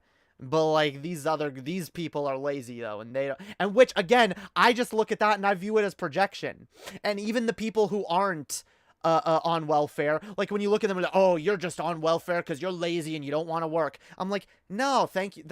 No, that's not. But thanks for letting me know what your motive would be. Because, again, no, I'd love to work. It's like, this is the frustrating thing, and it's actually quite ableist when people say shit like that, because it's like, God fucking damn, I wish I could work. I wish I had a normal job. I wish I fucking, you know, brought in a decent fucking income. You know, all of that shit would be fucking awesome. But, you know, we got what we got. We are where we are in life, all right? Like, the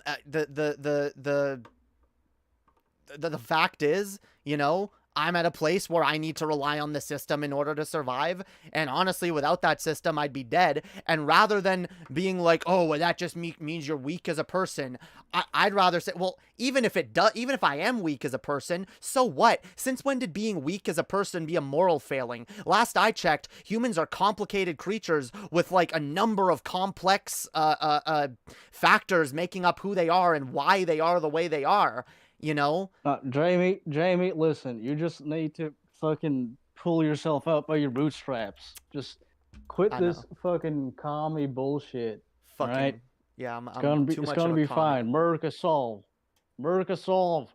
But, like, I mean, like, come on, like, what kind of fucking lifestyle do these people think the average person on welfare, like, leads? Like, what kind of It's miserable. fucking life do they have? Like, that's the funny thing. Are you fucking broadcasting this from, like, a fucking, you know, tiki hut in the Bahamas or something?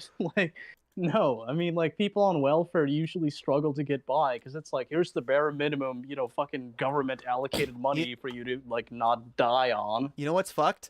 Most people on welfare that I know have to rely on family and friends in one way or another. I know people who are on disability or whatever who, like, they can't survive without having, like, 4 or 5 roommates. I know people who are on welfare or disability or whatever that they have to live with. I have to live with my grandmother. I can't afford, like that's the thing. I would only be able to afford government housing in a really shitty area.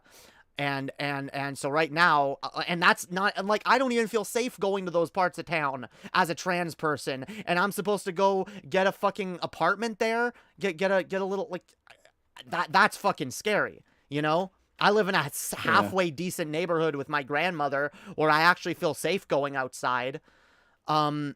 So, like, there's a lot of factors to it, and it's like, you know, these lazy people on welfare, they got it good. When it's like, oftentimes, no, we're struggling to get by, and honestly, the system isn't even all that's helping us. And the system is helping a lot of people that are that are benefiting from the system. The system is helping them, and they still need help. They still don't have enough. They're still fucking, like, desperate, and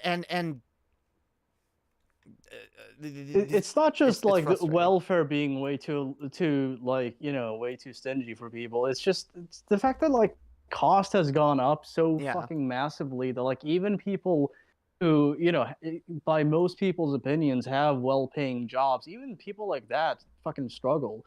Like, how many fucking stories have you heard of people who try to build a life, but, like, they can't? Like, you know, more and more people just can't fucking raise kids now because it's like, it's way too expensive. I'm gonna have to hold off on that until, like, you know, whenever the fucking economy starts benefiting me, which, you know, could be fucking never. I'll be lucky if I can have kids by my 40s. Food is more costly, rent is more costly, electricity is more costly, everything's just more expensive now. gas especially. That I mean, like, you know, these prices just go up, and as soon as like you propose any kind of regulation that would prevent that, or at least like, you know, put a ceiling over like a lot of these prices, or tie the people minimum wage to fucking inflation. yeah, like any fucking measure at all, doesn't matter. Like you could pick out any fucking measure people propose, and immediately Yeah. they'll correlate that with like socialism and communism. It's like, do these fucking definitions even matter to you? Do they even like play a role in your fucking empty little heads when you fucking spew them like that? Yeah. It's like I had a fucking conversation with a dude. He's like, you know, yeah, I'm pretty like liberal, but like if I just can't stand socialism, and I cut him off immediately. I'm like, okay, so let's just, before we proceed, I need to ask you, when you say socialism, do you mean like actual per definition socialism, or do you mean like the colloquial like big lefty government socialism? He's like, no, the other one. I'm like, oh, okay, got it. All right. Like I have to establish that beforehand, because Yeah. like people just use these terms like they have no real meaning Well, anymore. The other thing to that is that, well, then you got to start picking out, oh, okay, so you don't like socialism, but you're a liberal. So, well, how do you feel about healthcare? You know, how do you feel about this and that? Like, there's a lot of things. How do you feel about Yeah. welfare as a system? Like, you know, there's a lot of these things are types of socialism. This is the thing. Like, people go, oh, socialism, oh, so scary. And it's like, you look at it, it's like, wait, socialism is literally just stuff that a lot of governments already fucking have that benefits the people greatly. America is totally corporate socialism at this point. Like, and you can thank fucking Reagan for that one. But yeah, it's been like that for a long time. You know, as soon as like, you know, as soon as like a lot of these companies go under, the government will Yeah. bend over backwards to do anything in their ability to save them. Bailouts. The same thing, yeah, the same thing applies to fucking Wall Street. I mean, like, you know, the bailout, nobody fucking voted for that shit. It still happened, but as soon as like, you know, the populace comes back and they say like, hey, you know, we need money too, we can't fucking survive on our own. It's like, no, just pull yourself up by your bootstraps, which, like, I pointed this out on Underhaven multiple times, but that saying, the etymology of that Yeah. is like describing something that is fucking impossible to Literally. do, because it's literally physically impossible to pull yourself up by your bootstraps. Laws of physics just like don't allow you to do that. Well, So, conservatives like, don't believe in science or the laws of physics, so what do you expect? Yeah, they believe that it's like controlled by Jews or some shit. Like, it's always the same fucking thing. It's always like, you know, woke science. I'm like, what does that even mean? They're like, oh, it's just like, it's like the science we have now. I'm like, okay, so do you just mean science? Like, what the fuck are you talking about? Like, these people make no sense at all. That it's fucking infuriating how like I have to pretend for like, you know, just to be civil to like, you know, that they make any sense. They don't. It doesn't make a fucking lick of sense, and it bugs me to no end. I wish I could just call that out immediately and be like, you know what, don't take any offense, but what you said is incredibly stupid. You should feel ashamed of it, Yeah. first off. Second of all, the fact that you said it is like really disappointing to me, because it just goes to show that like you don't care about the truth. So just fuck you, the end, Yeah. bye. But you can't do that, because people will be like, oh, well, you're just like ignorant then. You know, you're just as bad as they are. Yeah, people get mad when you're like, I'm sorry, but what you just said is actually factually incorrect. And then you try to like actually correct them on something. Like, people don't like being corrected in general, and then they get mad and they're like, No. oh, you're just preaching at me. Oh, you just think you know that everything. It's like, no, like this is the thing. Well, like, all charitability goes out the window, and people stop like viewing their fellow humans as potentially knowing something that they don't, you know, realizing that you can learn something from, that we can learn shit from each other.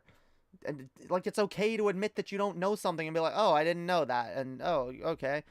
Like, people are so, this is why like anti-intellectualism is just such a fucking rampant problem, where like you point out the facts, you show someone statistics, and then people are like, no, I disagree, you know, well, what, I don't have a right to my own opinions? It's like, yes, you have your right to your own opinions, but you don't have a right to your own facts, motherfucker. All right. The most annoying thing is like when they pull the free speech card and they're like, well, I have freedom of speech. It's like, yeah, well, you're still fucking wrong, well, dumbass. you have freedom of speech, And so do I. So you can use your free speech to say something that's wrong, and I can use my free speech to fucking make fun of you. 'Cause, yeah, like, if you say something that's stupid, like, come the fuck on, alright? I try to be charitable, I try to be nice to most people, but, like, you know, sometimes people are just spouting absolute nonsense, and they need to be called the fuck out. Yeah, eventually you gotta call it for what it is.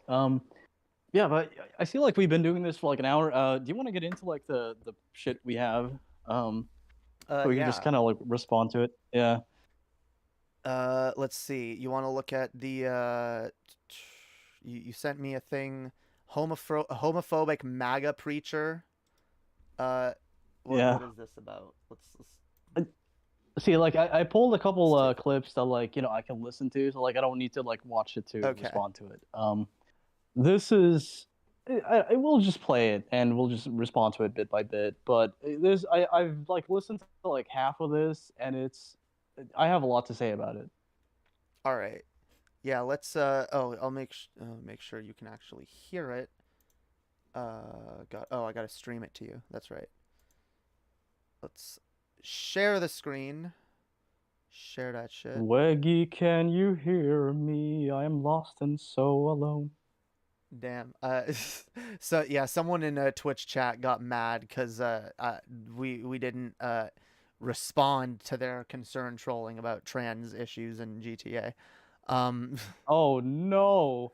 By the way, fucking misfit in the chat. I can't even fucking see your shit. So don't like if you're mad at Emily for that. I think that's stupid, but like I literally can't even. I had no idea you even existed up until this fucking point. So shut up. I mean I'll be honest. When I'm having an engaging conversation with someone, I'm usually not really looking at the chat. I tend to like ignore the chat because yeah, I'm here to talk to Swegta. All right, you guys can get my attention any fucking time, you ingrates. All right, can you see this at all? Hold on, I'm gonna pull my phone out of my pocket or out of my anus. Let's see. Or I guess the better question is, can you hear it? Well, you need. I think you need to join the stream. Oh, it says, technical issues. It says you're watching. Can you? Oh wait. I have no idea. I Try can't playing hear it. See if I hear it. I hear it like in your speakers, I think. It's quiet. Okay, I can hear it though. If like if it's good enough that people can hear it, then I'm cool. Yeah, right. It is a little quiet. I'll boost it slightly. That should maybe. All right. Base. How low can you go? Death row. All right. This is a homophobic pastor. Let's hear his loving message from the Lord. I'm sure this is going to be uplifting and loving, and something Jesus would approve of, right? I can already feel the love of God touching my heart. Hell yeah. And tickling my balls. All right, let's go. My name is Jonathan Shelley. I'm a pastor of Steadfast Baptist Hi, Church, and I'm here Jonathan. today because I have church members up in Arlington. I live only a few miles away from here, and I do business in Arlington on a weekly basis. I'm horrified and ashamed that the city when he does do business, I just imagine Sorry, you're like lagging. him like going to Arlington to just like take fat shits, and that's like about all he does. That's like all Arlington is fucking good for anyway. Oh, am I? Yeah. Am I good now? Just a little Has bit. the lag ceased? Maybe. Oh, okay. Is it good now? Maybe I'll turn down the quality of this video. Actually, I'll turn down the quality of the stream because I don't think you need it to be 720p. That might fix things a little bit. There we go. Yeah, you can turn it down to like the lowest video quality because I can't see it anyway. Oh yeah, right. Yeah. Fuck that. 15 FPS. Oh yeah, we're going old school. Hell yeah. Yeah, I just said like when he said like I go to like Arlington like every day to do like duty or something. I just imagine him like taking shits there. And I'm like, okay, well that's about the only use that place has. Yeah, that's where I do my duty at the church. Yeah. Yeah, that's where I do my duties too. he He just drops Trow on the I- podium and takes a steamy fucking shit. I mean, what? You know, I got a lot of shit. You know, where am I gonna take it? Where all the other bullshit is? Yeah. In the words of Jeff Goldblum in Jurassic Park, you know, when you gotta go, you gotta go. Hell yeah. This city. Pride is nothing to be celebrated. In fact, it's an abomination. The Bible says in Proverbs chapter 8, the fear of the Lord is to hate pride, hate evil, pride, and arrogancy, and the evil way and the froward mouth do I hate. Okay, pause it. So let's take this in. So let's just take this scene in. So this motherfucker is preaching to like the government officials of his state and to all the people around him, and he's like, arrogance and pride is wrong. It's like, didn't Jesus himself fucking tell you to pray in private and fucking keep your religion to yourself? Like, the Bible you're quoting specifically instructs you to shut the fuck up. Yeah, Jesus also said, "He who is without sin cast the first stone." Jesus was against like heaping judgment and condemnation onto others. Like, I'm just gonna go on a whim. I'm just gonna go on a whim and say this guy has sinned in the past. Yeah, and he's sinning right now. He's probably like, you know how like the Bible's full of shit, like don't mix fabrics and shit. Like he's breaking that right now. I mean, like. You and I paid a lot of attention to the atheist community for a while, so like we've heard, you know, these kind of arguments in the past, but like it's still valid. Oh no, He's wearing polyester, sinning. I'm going to hell. Yeah. Oh no. Oh god. Oh fuck. Yeah. Oh. But I find it extremely hilarious because these people are the first to go like, oh, these people, oh, this is sinful and this is, oh, and like you can see him trying to like, oh, you see arrogance and pride and blah blah blah, and it's like. Yeah, okay. Like, even if you can make all those arguments, I can still supersede every single one of them with, yeah, but don't cast judgment. Jesus literally said, like, it's not your job. It's not your job, motherfucker. Who are you to assume judgment from the almighty creator, okay? Like, Hey. You don't speak to Pastor Jonathan that way, Emily. Nah, I fucking do, fam. Because you know what? I was raised to be a Christian. I was raised in the teachings of Jesus, and the shit that I was raised to believe, you know, I scoff at this. This is fucking disgusting. This is not what Jesus taught. Jesus taught to love each other, love the sinner, love your neighbor. Fucking like, Jesus literally stopped people from stoning an adulterer. Someone who lived what was viewed and still is viewed by many Christians and many people in general to be a sinful, bad kind of lifestyle. You know, Jesus said, no, fuck that. Why are you going to stone this person? Why are you going to make this person an outcast? How does that fucking help anything? It literally doesn't, and it's not what Jesus would have wanted, and it's not how you get your message across. It's not how you spread the love of Christ. You're trying to fucking evangelize to people and help people get saved, but yet you're gonna fucking condemn them, like, and call, like, say that they're worthless and try to, like, you know, shit on their entire fucking existence? Fuck you. Yeah. Jesus would be disgusted. And then in they you, wonder why people are like more and more people, then they wonder like why people are more and more turning away from religion, or at least like, you know, organized religion. Emma is a true Christian. I am. Unironically, I'm more of a Christian than these motherfuckers. Damn right I am. Because, you know, again, I don't believe in the divinity of Christ or anything, but in terms of the teachings of Jesus, a lot of them were pretty fucking based. A lot of it was fucking based. I mean, like just a lot of it. But like, that y'all don't want to talk about that stuff. You just want to like cherry pick the parts of the Bible that condemn the people you don't like, while justifying all the things that you do. Yeah, it's like, I really like eating shellfish. So like, I think gonna skip that one. Yeah, God will forgive that. I also, yeah, because it's shellfish, whatever. But you know, I'm mixing fabrics. To me, like, maybe this seems kind of like ableist, but to me, that always seemed like a really like autistic thing on God's part. Because it's like, why? What's the deal with that? Like, I could understand like if a person has that preference. Like, I don't like different textures. Yeah. But like, well, the fucking creator of the universe is like, don't do that. Like, I've said shouldn't this. that just be like up to a personal preference? Big on religion. Yeah. Honestly. I've said this before.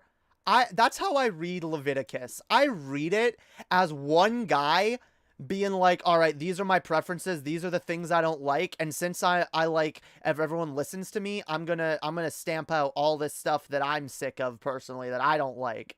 That's how it reads. Yeah. That's how it, like someone on a power trip being like, oh, these filthy gay people and their butt stuff and this and that and oh, not having your foreskin cut, I really don't like that. You know, it's like, oh, so I'm gonna force all this onto society.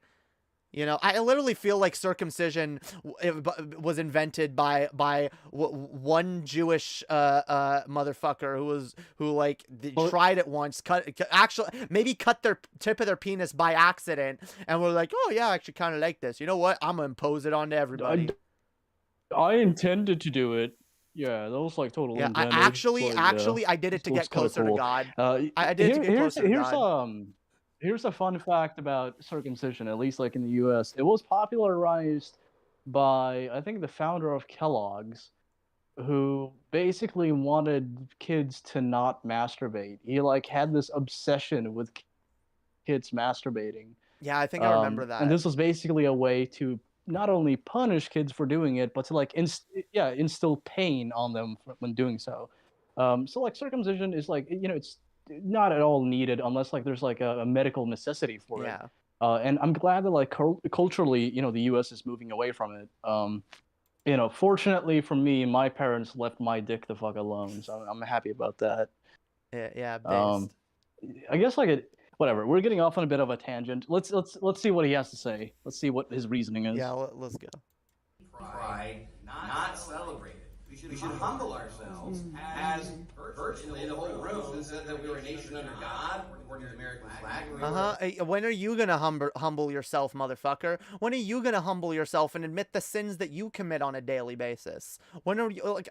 Because I was gonna bring this up before. Like, I'm sorry, every Christian breaks at least like 3 or 4 of the 10 commandments on a daily fucking basis. All right, even and Jesus even said, he who has committed sin in his heart has already sinned. So like, how many people have fantasized about murder? How many people covet on a daily basis? I mean, the fucking right wingers love like, capitalism. You know, it's literally a system based on covet. Yeah. True, based, not on their part, but the fact that you point that out. Yeah.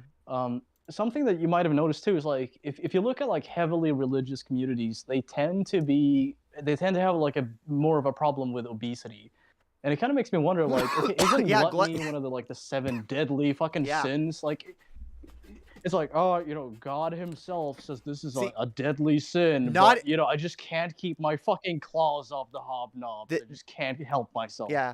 That's what I find hilarious, because homosexuality is not in the 10 Commandments. It's not one of the 7 deadly sins. It's not something Jesus talked about.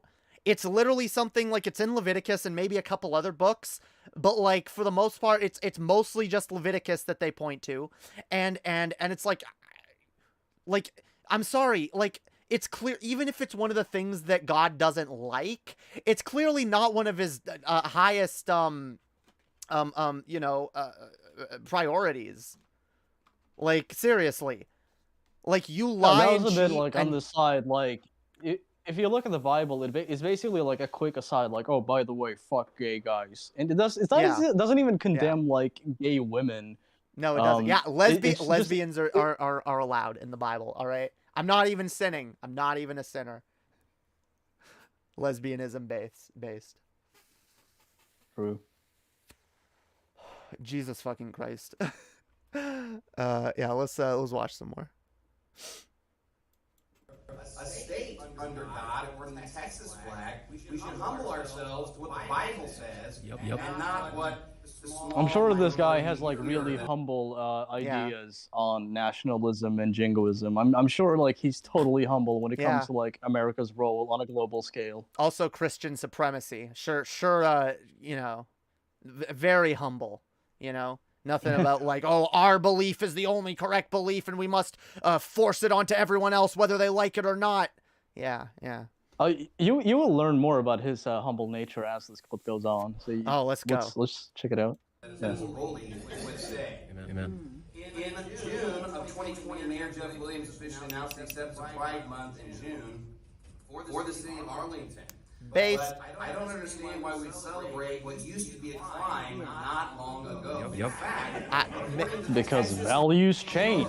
Yeah, like that's the reason, motherfucker. People even laughed. I don't know if maybe some people were laughing with him, but like, yeah, that's the reason, motherfucker. That's why do you think? Oh, trans people aren't, gay people aren't oppressed. It literally used to be a crime. That yes, you oppressed people based on their fucking and by the way, why was it a crime? Like, just appeal to like, because God, in some places, being a Christian is a crime.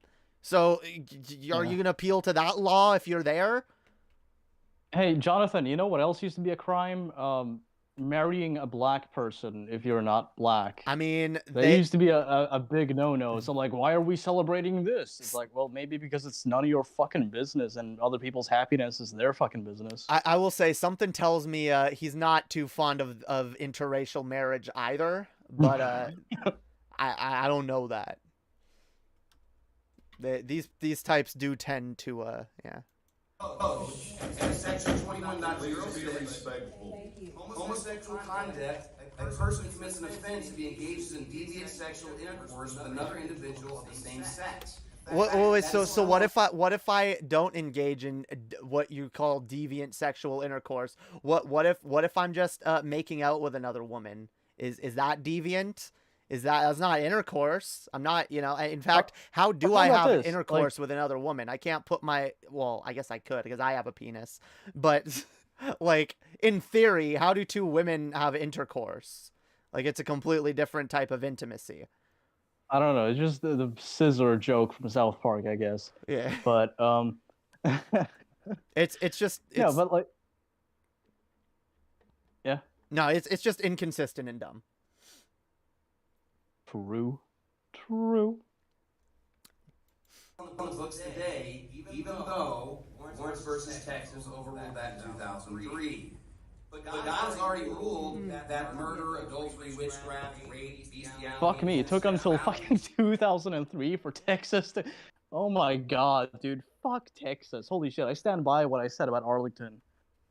I mean, yeah, Texas is a hellhole. I also love, it's like, now he's appealing to, oh, well, all these other things are bad and the Bible said, yeah, also, like, again, murder isn't one of the 7 deadly sins, but it's one of the 10 commandments, right? Like, it's clear, look, again, it's clear even if God has certain rules, certain things, it's like, well, I don't prefer these. Like, it's clear God cares more about some things than others. But these Christians don't focus on the things that God stressed multiple times in the book. These are the bad things. These are the things. And I love, too, the golden rule. The rule that Jesus said is above the 10 commandments. He said it's more important than the 10 commandments is to love thy neighbor as you would love yourself. And by the way, that's another, like, I say that often, like, a lot of people just say love thy neighbor. The full quote is love thy neighbor as you would love yourself. Meaning, motherfucker, if just like you look at your sins that you commit and you go, well, that's justified and I understand that, or well, I've repented for this though, so I, like, whatever, and you realize that's between you and God and nobody else, right? Maybe it's a good thing to look at other people and be like, yeah, I'll love them the way I love myself, and I'll be more understanding and say, well, human beings are imperfect creatures. I mean, again, my fucking God, the whole message of Christianity, and this is what drives me fucking insane, the message of Christianity that you will hear in 99% of churches, you will hear this so many times, is that Jesus, the reason Jesus died on the cross is because he knew that we were imperfect creatures that were incapable of resisting sin. He literally knew that we could not resist sin. It was not possible. Human beings are going to sin, but Jesus, God, decided that he loved us anyway. He loved us regardless of the sin, regardless of our mistakes, regardless of our transgressions. God loves us because we are his children, and he wants us to live in heaven with him.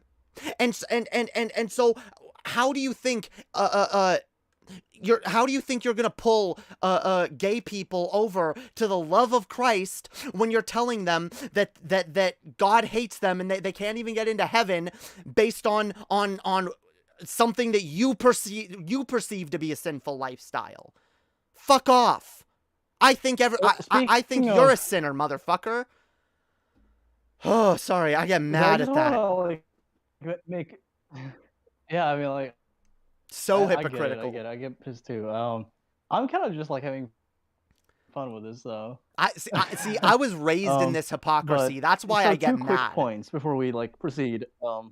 Yeah, that makes sense. I wasn't. Fortunately for me, I was never subject to this. Although one of my parents is trying to convert me to Christianity right now, but you know, Jesus. I'll talk about that later. Yeah, Jesus. So first point I just want to make real quick. Not really a point, but just like a curiosity that I have. Like, okay, so his problem seems to be that like men fuck other men. Okay, so what if you're dealing with a gay couple with 2 dudes that is asexual and just romantic? Like, is that cool? Well, yeah, something tells me it's not cool. That's what I was thinking, because I'm just despite that. Second of all, if you just look at the nature of Jesus, and okay, so like I said, there's like a slight delay. Yeah, no worries. The second point I just want to make is that you know, you brought up like how Jesus contradicts a lot of the shit that these people espouse, and that's true. It just kind of reminds me of like how, in all likelihood, these motherfuckers would despise Jesus Christ if, you know, Jesus was like, you know, not like a historical figure, but like a you know, if he were alive today, prominent figure in modern times. They would be the ones to crucify him. Absolutely. Like, odds are the dude was like totally, yeah, the dude was like a Jewish brown-skinned man who is, yeah, he was a Jewish brown-skinned man who was not being rich. So they would immediately dismiss him as like a filthy, illegal immigrant, JQ, tie-me fucking bastard. Yeah. I'll just reiterate what I said or repeated. A brown Jewish fucking socialist, communist piece of fucking shit who, like, you know, forgives people for their flaws. Yeah. Well, this is why, and I've noticed a pattern, honestly. You look at Jesus, and you look at how the stuff he taught, and you look at the way Christianity has evolved and what it's become now, and like, you can see that the teachings, the original teachings and ideology of Jesus have been so bastardized and turned into something that it's not. And like, I've seen this pattern like repeat itself in the modern day, whether it's like multiple fucking figures, whether it's fucking Gandhi or fucking Martin Luther King. I mean, not to be clear, like, a lot of people that are pro Martin Luther King are for the right reasons, but then you get the right wingers who try to twist his message. And then, like, even as modern as someone like George Carlin, I'm watching it kind of happen with George Carlin, where he taught a lot of, he preached a lot of really based shit, and now you get like right wingers twisting it into something it's not, twisting his rhetoric into anti-woke, pro-racist message. And it's, I think it's just a thing that happens when someone, maybe one day someone will take my messages and twist it around for a fucking far right purpose in 20 years. Like I don't fucking know. Like it's weird. It's like someone, you know, becomes a prominent figure preaching all these good things, preaching, you know, love thy neighbor, stuff like that. Society reacts by killing them, and then taking their I'm just gonna message bring that up. That and is twisting it. apart from like a Carlin bit. It's like, you know, anytime you see like anyone in history, like, you know, trying to encourage people to get along and love each other, it's like boom, dead, shot in the fucking head. I wonder why that is. Gandhi.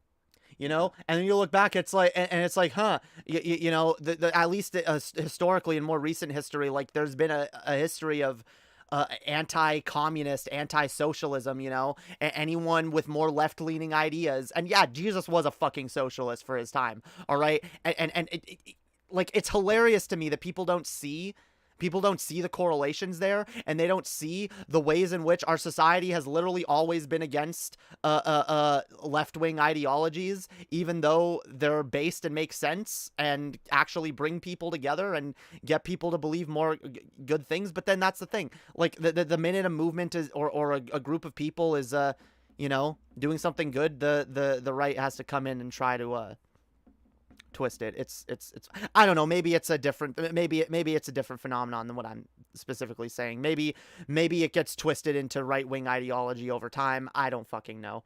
But it's frustrating. It's frustrating seeing people cite someone who, if they were alive today, would fucking like vomit all over the fucking stage just at the fucking mention, like Jesus. I love that I love that meme from Family Guy. This is a non sequitur, but like the thing from Family Guy where George Bush is on stage talking about Jesus, like Jesus has my back, and you know, I'm you know, I talked to Jesus about this, and we're real close. And then Jesus appears and is like, oh no, Peter appears and he's like, I'm actually friends with Jesus. And no wait, I think it's Jesus. He's like, yeah, you know nothing of my work. You're literally against everything that I taught. And it's just hilarious because that's, I don't know, like that it just sums it up perfectly, you know? Yeah, it does. It's the same. God, I see it like just everywhere. I see it in like the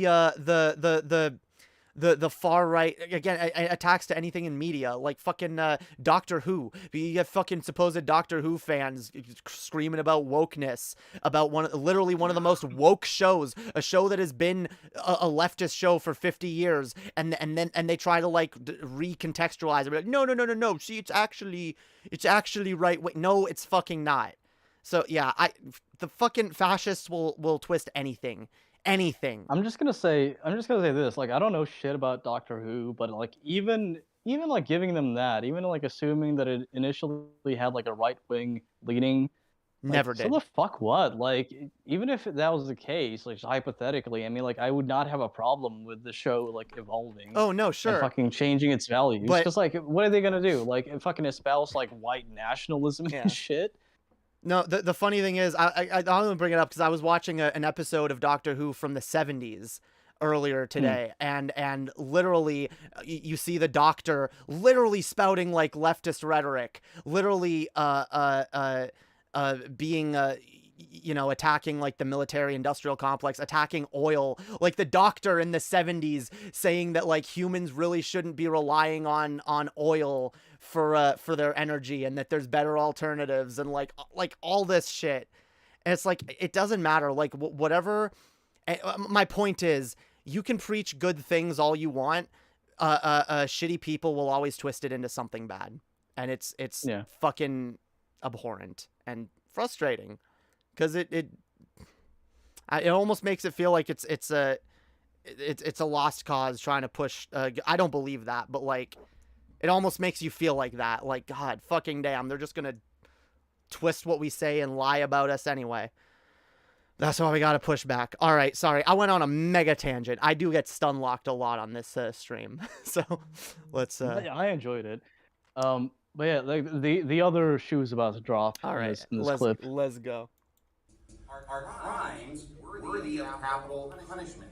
Leviticus 20:13, the Bible says, "If a man also lie with mankind, as he lieth with a woman, both of them that committed an abomination, they shall surely be put to death. Amen. Their blood shall be upon them." Romans 1 says that men with men are worthy of death. Yeah, except we don't put people to death anymore. And again, Jesus was against that. Jesus you stopped do people kind from. of do that though, like in prisons. But I get what you're saying. Yeah. No, but like in terms of like stoning people to death for crimes, you know, Jesus was against that. And in general, our society doesn't just like, oh, you committed a crime, now you're dead, right? And by the way, you could even argue, because there's historical context here that these Christians always want to ignore, where it's like, you could have even argued maybe for like the time, not that it even justifies it, but like, it was a different time, and maybe there were different justifications back then. Like, look, too many people are being gay, and the birth rates are going down, and our tribe is at risk of being overtaken by neighboring tribes. So, you know, or whatever reasons, you know. Even that is just like really fucking stupid. It is. It's like our numbers are dwindling. Let's kill each other. It is. But like, again, like whatever. It's a more primitive mindset. I'm willing to make like. Not accept. I'm willing to be like, okay, whatever, that like they're gonna have fucked up values for their time, but like the idea, and this is why it fucking annoys me again, that these supposed New Testament Christians that believe in the teachings of Jesus, it's like the whole point of the New Testament is to build upon what was in the Old Testament, and you know, things that don't work anymore from that time period. Like, again, and maybe there was utility in general in being like, okay, people who commit crimes, we have to put them to death because, you know, we just can't afford to feed them, or we can't like build prisons without risking having people break. I don't fucking know. I don't know. There's probably a million little justifications that people had for doing things differently back then. But the fact is, the world evolves, shit changes. All right, shit had already changed by the time the New Testament was written, and Jesus was around, and like. That was the whole thing of Jesus, is that this old way of thinking is fucking stupid, and we have to evolve. Jesus fucking Christ. Christians I make just me want to mad, point fam. out, like, I think this is like a really good example of, and I'm referring to like Jonathan here. I think this is a really good example of me thinks thou doth protest too much. Yeah. Because like, most fucking like well-adjusted straight people don't fucking want to have other people put to death because they, you know, it's like, oh, that's a guy who likes cock. I mean, like, whatever. That's, you know, not really any of your business in the first place. But I can't fucking. This is like, you know, a lot of people in chat can probably relate to this, but like, you've probably had like classmates in school who, you know, talk shit about gay people. Like, I'll give you an example, one that I actually experienced. There was like this dude in my fucking class who just like kept going on and on about homosexuality. He's like, I just don't get it. It's like fucking gross and wrong. And then, you know, They're really obsessed. lo and behold, the dude eventually came out as gay, and he's got like, you know, a partner and everything. And I'm like, okay, well, good for him, but like, did you have to be such a fucking prick about it? Yeah. Like, if you're like, you know, working through some shit and you're kind of insecure about it, like, okay, you know, we all go through different shit. Like, I can't really relate to that because I've always been, you know, I'm pan. I've always known that. I've never had like any issue with it. But people are different. So people, especially like in judgmental environments, but like to take it to this extent where like you're advocating for the death of your fellow man because they do something that has fuck all to do with you in the first place. Yeah. This is just revolting. And like you said, like Jesus would find this totally repugnant. And it kind of reminds me of like how Jesus is kind of like an odd character in the Bible, in my opinion. Because like if you actually compare a lot of the instructions in the Bible to the teachings of Jesus Christ, they're pretty fucking opposite a lot of the time. Yeah, it really is. which is why, and again, like most people believe, oh, the New Testament, you know, it was Jesus coming, you know, God sent his son to form, what do they call it, like a new covenant with mankind, like everything with the, and this is the funny thing, because when you point out things in the Old Testament that these Christians don't adhere to anymore, they go, oh, well, yeah, well, that was the Old Testament, and, you know, that was, Jesus did away with that. Jesus did away with all that, but isn't it still the fucking holy word of God? Isn't this like a fucking God's autobiography? Shouldn't you be a bit more fucking courteous about it? I mean, the most charitable interpretation of it is whatever. Jesus changed his prescriptions with the times because he was making rules for the people of that time and within the context of the societies they lived in. I still don't think that justifies a lot of the stuff in Leviticus because it's still fucked, which is why I don't believe in God in general. But like, yeah, like again, Jesus did away with that, and Jesus he hung out with prostitutes. Jesus probably was the kind of person that like he would have wanted his following to be welcoming to gay people and people that are perceived as sinners. And by the way, if you're a good Christian, you want people to be saved, wouldn't you want your church to be welcoming to gay people? If they're sinners, wouldn't you want them in an environment where they can feel God's love without feeling judged, without feeling like their fellow Christians looking down on them simply for being who they are? Like, no wonder most gay people don't feel safe going to church. Because, by the way, like, I've thought of it, I miss the community of being a part of a church. I miss that sense of community. I'd love to find a queer-friendly church. There aren't a lot of them. I don't feel safe going to fucking church. Yeah, see, like, way back in the day, like, there was DP covered this, but there was, like, an atheist church. And initially, I was just kind of like, I don't know, this seems silly. But, like, the more I think about it, I'm like, well, you know, a lot of people in that, coverage, they were, like, really fucking emotional about it, but it's not because of like their lack of faith, it's because of like this really strong sense of community and bond between people. And I really think like secular churches could be a thing. Oh, absolutely. We might want to call them something else, but like, if we did that, that would be a really good step towards like, bridging gaps and building solidarity and intersectionality and all that good shit. I've actually talked about this, and this is actually a goal of mine. If I ever make it big or just get successful or well off enough that I can actually put some money behind this project, my dream is to one day open up a queer church, a non-denominational queer church, queer LGBTQ plus, just like that is accepting of all people, all denominations, all religions. You can come in if you're a Muslim, you're a Christian, you're a pagan or a Jew or whatever. Okay, no matter what you are, you're welcome. And maybe we'd have like guest speakers from different religions come to preach messages of love and whatever, but no judgment, no hate, no no fucking passive aggressive like love the sinner, hate the sin bullshit either. Actually love the sinner and hate this. Like, you don't even have to hate the sin. That's the other thing. Like, whatever. Who cares? You don't have to commit the sin. But like, when they say hate the sin, yeah, it does kind of imply that like you should have this hatred on some level. Like, no, there should be no hate. All right.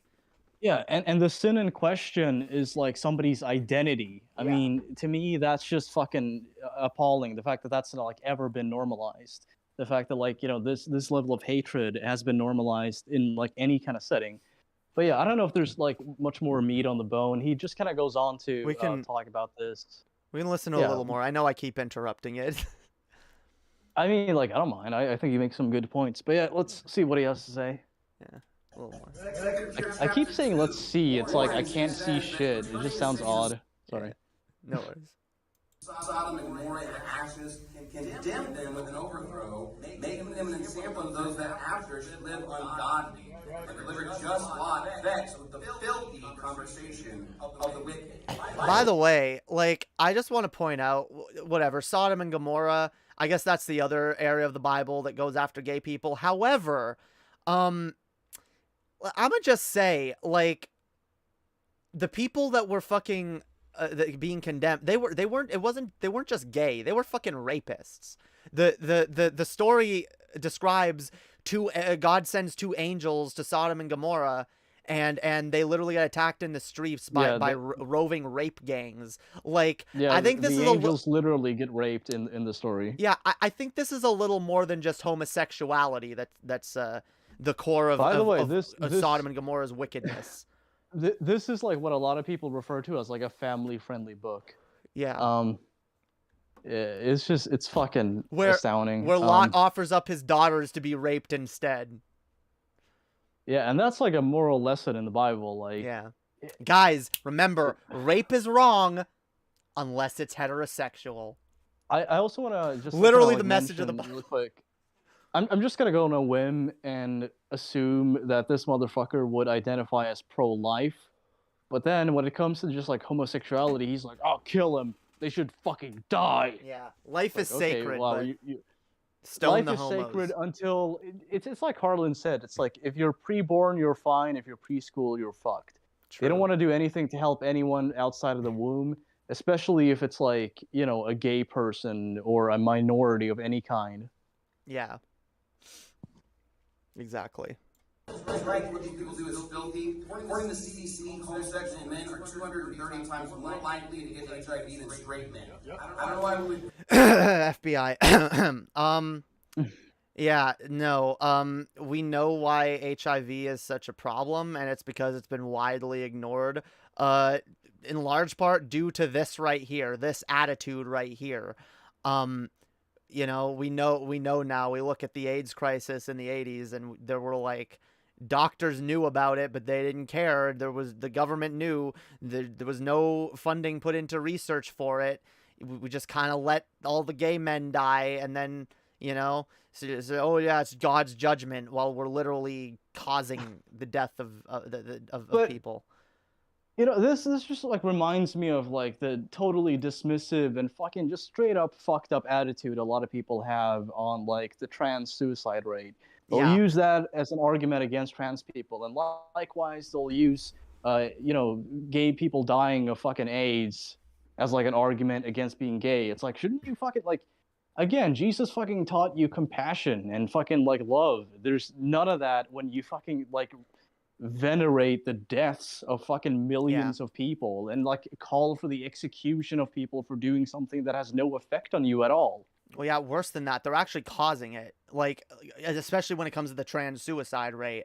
You get these fucking conservative Christian parents who, oh, they're trying to induct our children into the trans cult so that they can kill themselves and blah, blah, blah. But it's like, oh, the suicide rate. It's like, motherfuckers, you're the ones causing the suicide rate. You, that's your fucking fault. Wait, I have a meme here. I have a meme that I posted in my Discord. The way, I just want to ask you real quick, like, should I call you Emily or Emma? Because like I feel like I might have misnamed you throughout this. Oh no, both, either. Yeah. Okay, cool. Emily is my name, but Emma is for most people call me Emma for short. Yeah. I forgot what I was gonna say. I'll let you know later. What? Oh yeah, I just remembered. So like a lot of these people, they would make the same like a suicide rate argument against gay people. I mean, like I'm sure you remember, just like, you know, 10 years ago or so, that was like a common talking point. Yeah. You don't really hear that much anymore because like it doesn't have as much like fucking, you know, impact as like the you know, other arguments they make now. But that was like a really prevalent one. That was like one of the main fucking go-to arguments that conservative Christians would make. Yeah. It's true. Yeah, here's the meme, by the way. Transphobes be like, trans suicide rate is 41%. My brother in Christ, you caused the suicides. You caused the suicides. Like, you're the ones disowning your children just for being trans. You're the ones making them feel that like it's not safe to come out. You're the ones attacking their identity in every term. And by the way, people like this who come and preach messages like this, imagine being their kids and being fucking queer and hearing this from your parents on a regular basis. Oh, you feel super safe to come out and be yourselves. Like, my God. These fucking... My fucking God. I just call them cunts. I feel like it's just because it's a nice word, like cunt. It just feels good to say, especially when you point at somebody like fucking Jonathan over here. Fucking roaches, every one of them.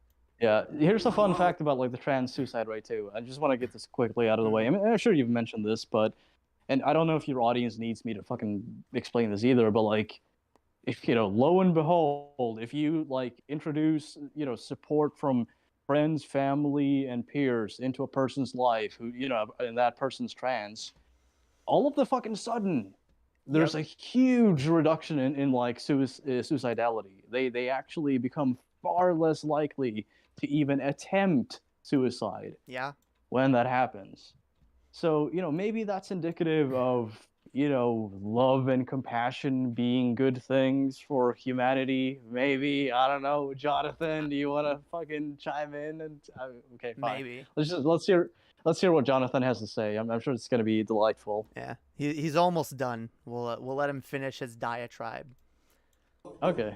Disease and AIDS in our community. Additionally, according to this article of self-reported crimes, the LGBT have an average of 20 to 100. Oh, also, I just want to say, by the way, the other reason the AIDS rate is so high is, because you Christians preach against sex education and people actually being educated on these things. So yeah, we know young people are gonna have sex either way, and young people are gonna have sex and they're not gonna realize how to be safe. So again, that's your fault.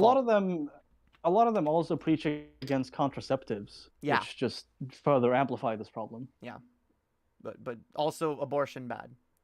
The children victims, and including they commit an average of 154 acts on their victims.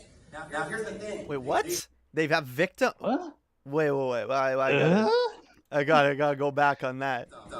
Including they commit an average of 50 children self-reported crimes. The LGBT have an average of 20 to 150 children victims, and including they commit an average of 154 acts on their victims.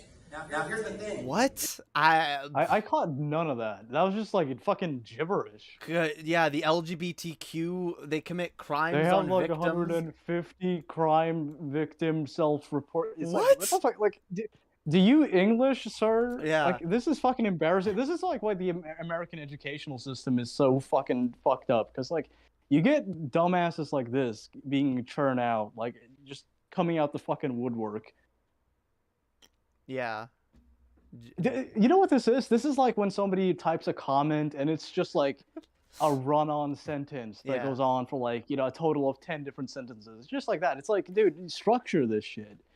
Gays are bad because George Soros, pedophile, leftist, Marxist, fucking trans SJW, fucking propaganda theory. I don't know. Like, yeah, it's insane. I just throw everything. Like, yeah, I get. What the fuck are you saying? By the way, I don't know if he's saying something about like a high crime rate in the LGBTQ plus community, but by the way, if that's the argument, I'm sorry, the fucking answer to that is the same as the answer to the high crime rate in the black community. When you marginalize and outcast an entire group of people just for who they are, and make them feel like outcasts in society, make it harder for them to get jobs, make it harder for them to be accepted by communities, yes, they are going to end up committing crimes at a higher rate. Normally, not because they're deviant or degenerate, but because they're fucking desperate. Keep in mind, too, that, like, the point he's making, I think, is that, like, gay people have, like, a higher propensity for committing sexual acts on, like, minors, which is just factually false. Not like, true. This is a lie that has been peddled for a fucking long time, and there are many studies that show, like, this is just not fucking true. Yeah. This is just totally made up bullshit. In fact, it's his ilk that are doing it, that are actually doing it, that defend child marriage laws. They're the ones that get found out. They got all kinds of shit. My God, in fact, I know most people that I know that have been sexually abused by parents or family members, like come from some far right fucking families. All right. Yeah, and not to mention, just like, we could spend like so much fucking time talking about like the church's role in child molestation. Yeah. I mean, that alone The Catholic Church. I always forget about the Catholic Church because I came out of a more Protestant religion. But yeah, the Catholic Church definitely, and I would argue most churches defend that kind of behavior. We have this like hyper patriarchal you know, kind of attitude pushed where like, you know, kids have to defer to their parents in all things. Kids don't have any fucking autonomy of their own. They're basically property of their fucking parents to do with as they fucking please. And my God, but yeah, no, it's the right that I mean, like, they're always in favor the of like left, sorry. lowering the age of consent and Yeah. shit. yeah, look, yeah. No, it's the left. The left. It's not like Donald Trump was the one who was on the Lolita Express bragging about how he likes them young. No. It's the left. Look, there's probably pedophiles on the left too. There's probably left-wing politicians. I'm not saying there aren't. Okay, but yeah, we know which side has a propensity. And again, this is like projection. I just view this as projection. When you look at the way a lot of Christians act, a lot of far right wingers act towards their children, the weird, creepy fetishization they have of youth, and you know, like, fuck off. All right, oh, everyone, you left are just all pedophile. Yeah, no, we're not the ones who want to fuck kids. All right, that's you, Mr. Christian. They say that they love so much, but they hate children. Yep. They hate Baptists, they hate Christianity, and they hate God. Amen. I don't know what hating God has to do with it. I don't believe in God. What is this like But- bullshit? I throughout this video, I keep hearing this motherfucker behind the camera like say Yeah. like, "Hey man," it's like, is God meant to receive all of this fucking like all of these messages? Like, to me, like I just imagine God in heaven, like, you know, checking his phone, and he keeps seeing like random fucking out of context conversation pieces. He's like, "What the fuck is going? Like, are you drunk texting me, Yeah. motherfucker?" Like, why the amen? Isn't amen supposed to be like a thing you say at the end of like a prayer? Like, that's supposed Yeah. to be something that, you know, you kind of like send to God. That's basically like, you know, when you're using like a walkie-talkie, you're like over. You know, that's basically it's like the same thing. It's like in Bruce Almighty, where he turns his computer into a prayer machine, and he gets like all the prayers as emails. Every time you say amen, you're putting a prayer in God's inbox. Yeah, you know, dude, it's like, quit spamming God, you fuck. Yeah. Jesus, I imagine being God and waking up every morning to like a bunch of fucking Christians whining about gays and trans people in your inbox. God, like every morning, like part of his routine, he has to take like a fucking bunch of painkillers to deal with like just the simple act of checking his fucking Gmail account. Yeah, Jesus. We should eliminate Pride Month. We should eliminate LGBT part. Oh, by the way, he said we hate children. No, motherfucker, I love children. I care about children. I hate kids, but it has nothing to do with me being pan. I just think they're fucking annoying. I fucking I look at all the young queer children that grow up the way I had to, and it breaks my fucking heart.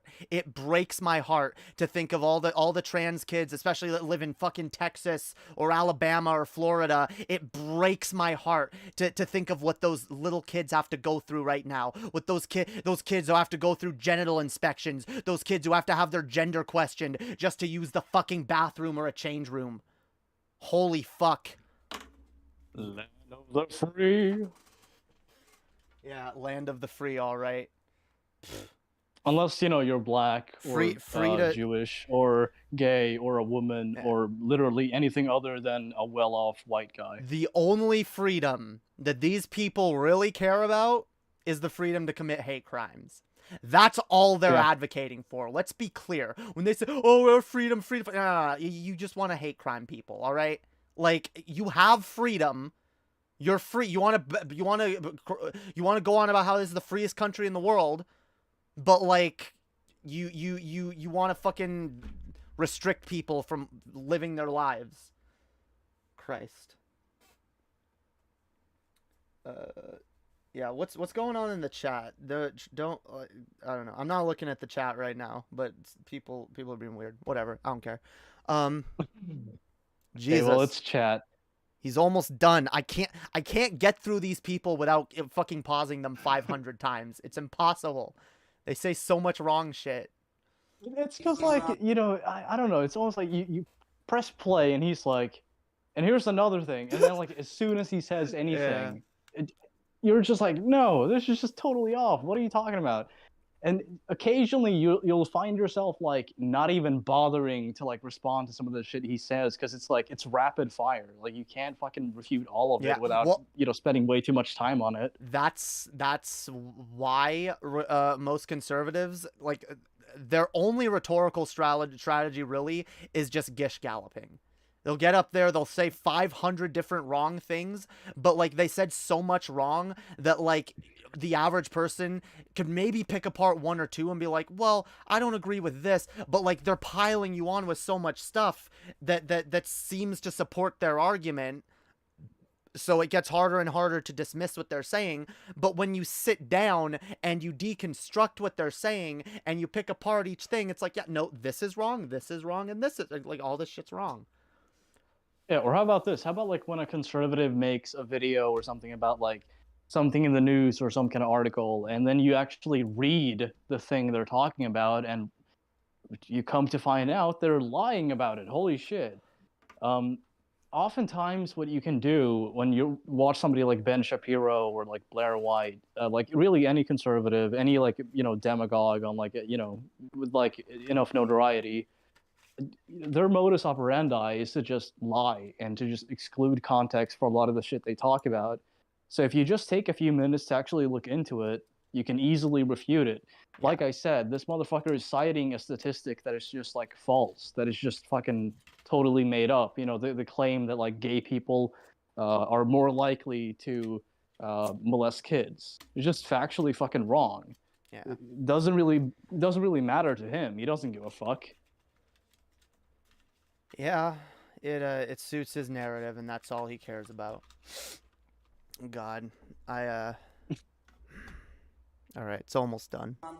We should eliminate the travel page dedicated to LGBT, and everyone in this room should watch the sodomite deception, which would clearly illustrate what the Bible says on this issue, providing actual stats instead of bullying.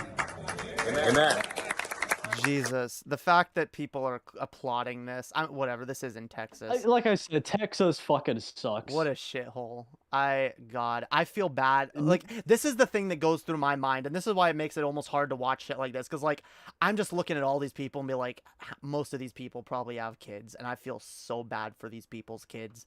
Because, again, I know what it's like to be raised by one of these motherfuckers. It is hell. Whether you're queer or not, it's hell. But it's especially hell if you're fucking queer. Yeah, I'm really fucking lucky that I grew up, like, in a pretty secular household. And a pretty, like, you know, left-leaning one. I mean, like, it's not, you know, leftist, but I'd say, like, it's, like, you know, secular liberal leaning. I guess would be a good way to put it. I'm lucky at this point because I live with my grandmother who, like, the funny thing is I've actually realized I think my grandmother is the most progressive person in my family, like, including, like, my sisters who are my own age. Like, I think my grandmother is unironically the most progressive person in my family, and she doesn't identify as, like, being left-leaning or anything, and it's like, so, you know, and my parents will be like, oh, your grandmother made you trans, you know, but, like, no, what? That was what they said when they found out. They were like, "Oh, well, it's your grandmother," which I wasn't even living with her. I was living in the States when I came out as trans. But no, my parents, who are people like this, were the kind of people who drove me to the brink of suicide on multiple times. People like my grandmother who are actually accepting and understanding. And look, it took her some time to fully understand some things, but, like, having that acceptance is what made it possible for me to fucking live my life and not want to die 24/7. And that's what people need. That's what kids need is that support and that love and that acceptance. Because it goes back to the thing that I mentioned about, like, if you introduce support, just, like, alone, not even, like, from just, like, a community, but just, like, from family and friends, just, like, that acceptance and emotional support that a person needs when they go through something like that, you know, that heavily reduces the risk of that person attempting suicide. Yeah, absolutely.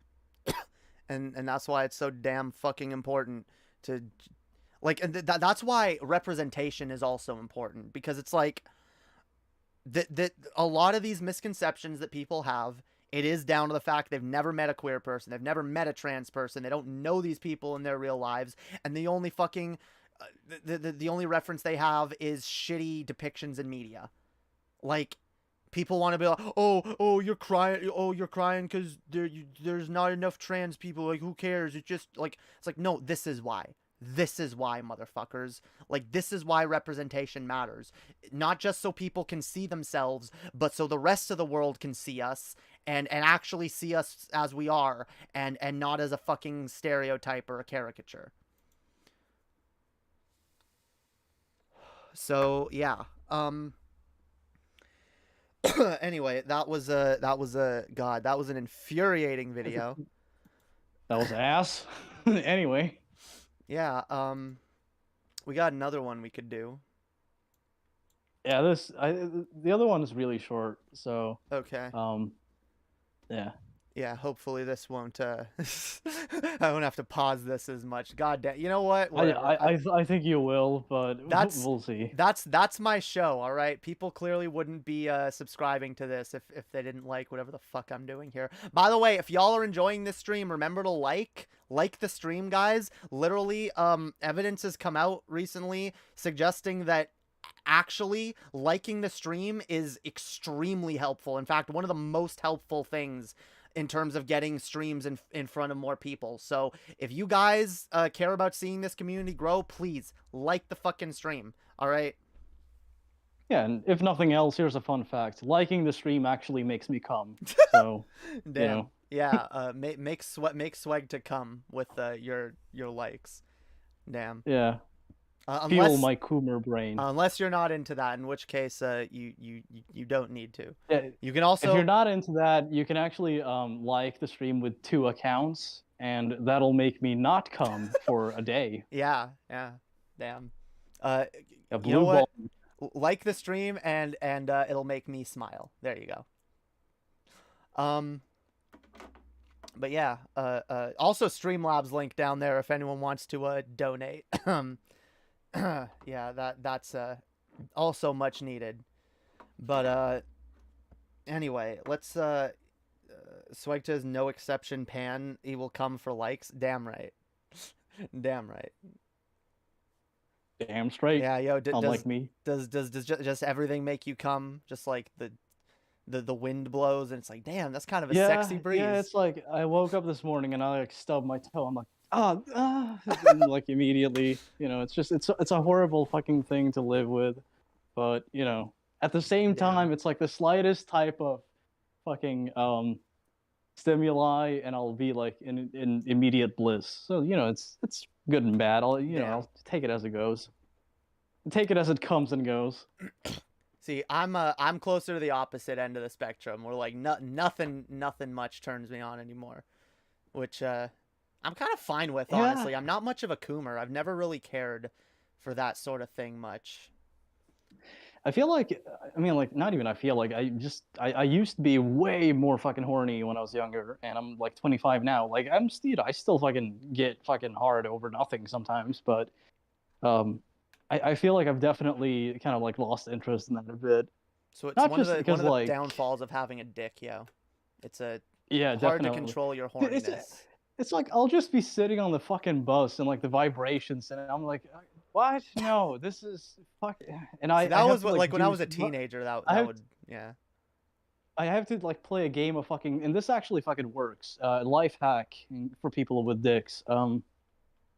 I sometimes when I get like an unwanted erection, I'll just play tic-tac-toe in my head. It's kind of difficult, but with enough practice, you'll master it, and it actually helps. Like, maybe it takes a minute, but it actually like totally distracts you to the point where like you lose your fucking boner.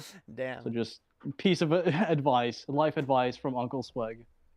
Damn, that's yeah. Maybe that'll help some of the maybe that'll help some people on No Fap November. Yes.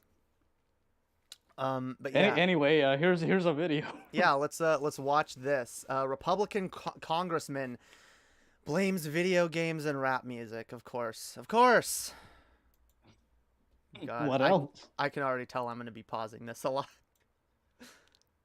That's been robbed from us. But I think that's been robbed from us. Our culture has changed over the last 30 or 40 years, and there's been an attack on those things in particular. And I just think that kids are exposed to all kinds of horrible stuff nowadays too. I look back and I think about the horrible stuff that they hear when they listen to rap music, the video games that they watch from a really early age with all of this horrible violence. The video games that they watch. Yeah, it's the video games and the hippity hop that's Also, making the kids all like. Yeah. Also, like, if you're gonna be, the violence in this rap music, like, that's clearly coming from someone who hasn't really listened to much rap music, because like there's all kinds of rap music out there that's like this. Like there's conscious rap and like there's more like cerebral shit. There's also like disses and stuff, but you also have like stuff that kind of like has violence as a theme, like horrorcore. It varies heavily depending on the genre and the artist. I mean, every single medium of art has violent pieces of work like that. Yeah, just look at Christian art, for fuck's sake. Just look at like traditional Christian paintings. All the bloody, violent, Jesus fucking bleeding, fucking from a cross, like being beaten and whipped. Oh yeah, fucking that's not too violent. Like, and also, like, I just gotta say this. I'm sorry. Whenever I hear, especially when I hear a fucking old white person go, "Oh, well, it's the rap music." Like, I'm sorry. I just hear it as a racist dog whistle. It is. It's totally because this is something that I wanted to get into too. This really is just like a way for him to like in his mind subtly say that like, okay, well, it's like black culture corrupting our kids. Yeah. Now they don't just say black. Like I guess he's not just saying black culture. He's saying the video games, but like I don't know where he thinks that comes from. Like, again, like, it's just so stupid. Like, this is the fucking annoying thing too. And like, this is a thing, I thought society like learned this back in the 90s, fam. Like, if you have a problem with your kid engaging in media that is inappropriate for them, you are doing a bad job as a parent.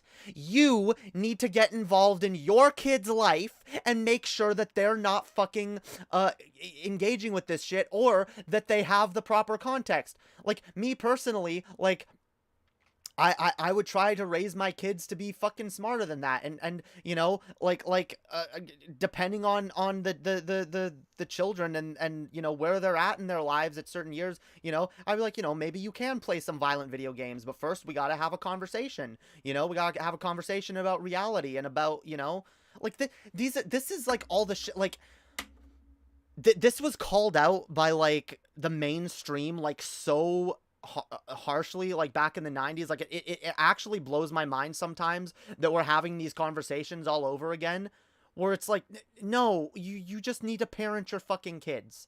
You need to parent your kids. You need to have these difficult conversations with your kids. That's your job. And I love it from the Christians who, like, that is their solution to everything. They want, everything should be left up to the parents. The parents should be the ones to teach their kids this and that. Parents should be the ones to teach their kids sex education. All right, so where is it? Like, where is all this guidance that you want to be giving your kids? Like, because it seems to me that you want to say that while still expecting the media to raise your kids and getting mad when your kids engage in something that maybe they shouldn't, that maybe is your fucking fault. Not only that, but like a lot of these Christians took their fucking kids to see Passion of the Christ when it came out. Oh yeah, it's like I went to see they don't Passion have of a the Christ. problem with like 9. overt violence. Yeah, they don't have a problem with like overt violence unless like it's in some kind of like form of art that they don't understand, or they don't have an interest in, like video games or rap music. Like, if you don't like fucking rap music or think that it's like stupid in general or something, like what the fuck ever. I mean, like, I feel like that's a really fucking dismissive way of looking at an entire genre of fucking music. I think it makes you sound like a dumbass, but what the fuck ever, to each his own. But Sorry, go ahead. I was just gonna say, I wonder how they would react to a Christian video game that is, you know, I don't know, you might not be familiar. There's a book called Pilgrim's Progress that's about like a Christian's metaphorical walk with God, and they go through all this crazy shit. At one point, they get locked up by demons and shit. You know, imagine like turning that into a video game and having a video game that actually has like a lot of violence. And by the way, I was shown the movie Pilgrim's Progress as a kid. That disturbed me because that was a disturbing fucking movie that my parents showed me. But like, imagine translating something like that into a video game. I wonder what they'd say then. It was like, oh no, this is fine. You know, you're getting like tortured by demons, or like you have to like you rescue Christians from you know, being whipped and beaten and sodomized or whatever. Oh, that would be good because it actually has a Christian message. Like they're never consistent. They're never fucking consistent because they're not calling out like. Honestly, I don't know. I mean, they would have to examine their own fucking behavior if they were to like, you know, factor in consistency into their behavior and actually like critically examine the shit they believe. They don't want to do that. Yeah. Yeah. Let's see what else he has to say. All right. Stuff, and I just think that, you know, and they have this access to the internet on a regular basis, which is, you know, it's just not good for kids, I don't think. And so I don't know what's going on. Again, if your kids have too much access to the internet, you need to restrict your kids' access. Like, that's your job, motherfucker. Yeah, there's a thing called parental control. Most fucking devices have support for this. Yeah. And if they don't, you can just install some like third-party shit that allows you to moderate whatever, you know, your kid has access to. Yeah. But at the same time, as kids get older, like, you do have to give them more freedom. And that, I think, is what a lot of these conservative parents are most against. It's not even just, oh, they're the violence and whatever. It's that they have access to the internet. They are engaging with the real world and media there within.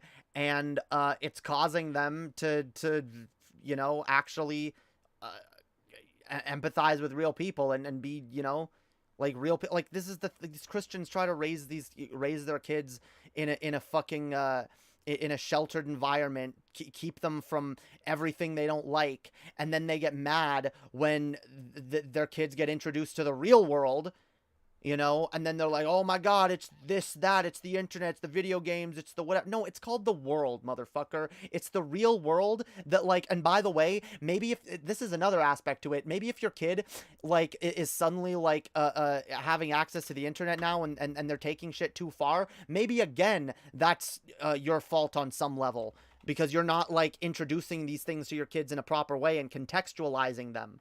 Like, again, and all of that stuff is fundamental to being a parent. I mean, to somebody like this fuck on the screen, I would just argue that, you know, like, your job as a parent should not be to, you know, shield your kid from the outside world. It should be to prepare them for it. Yeah.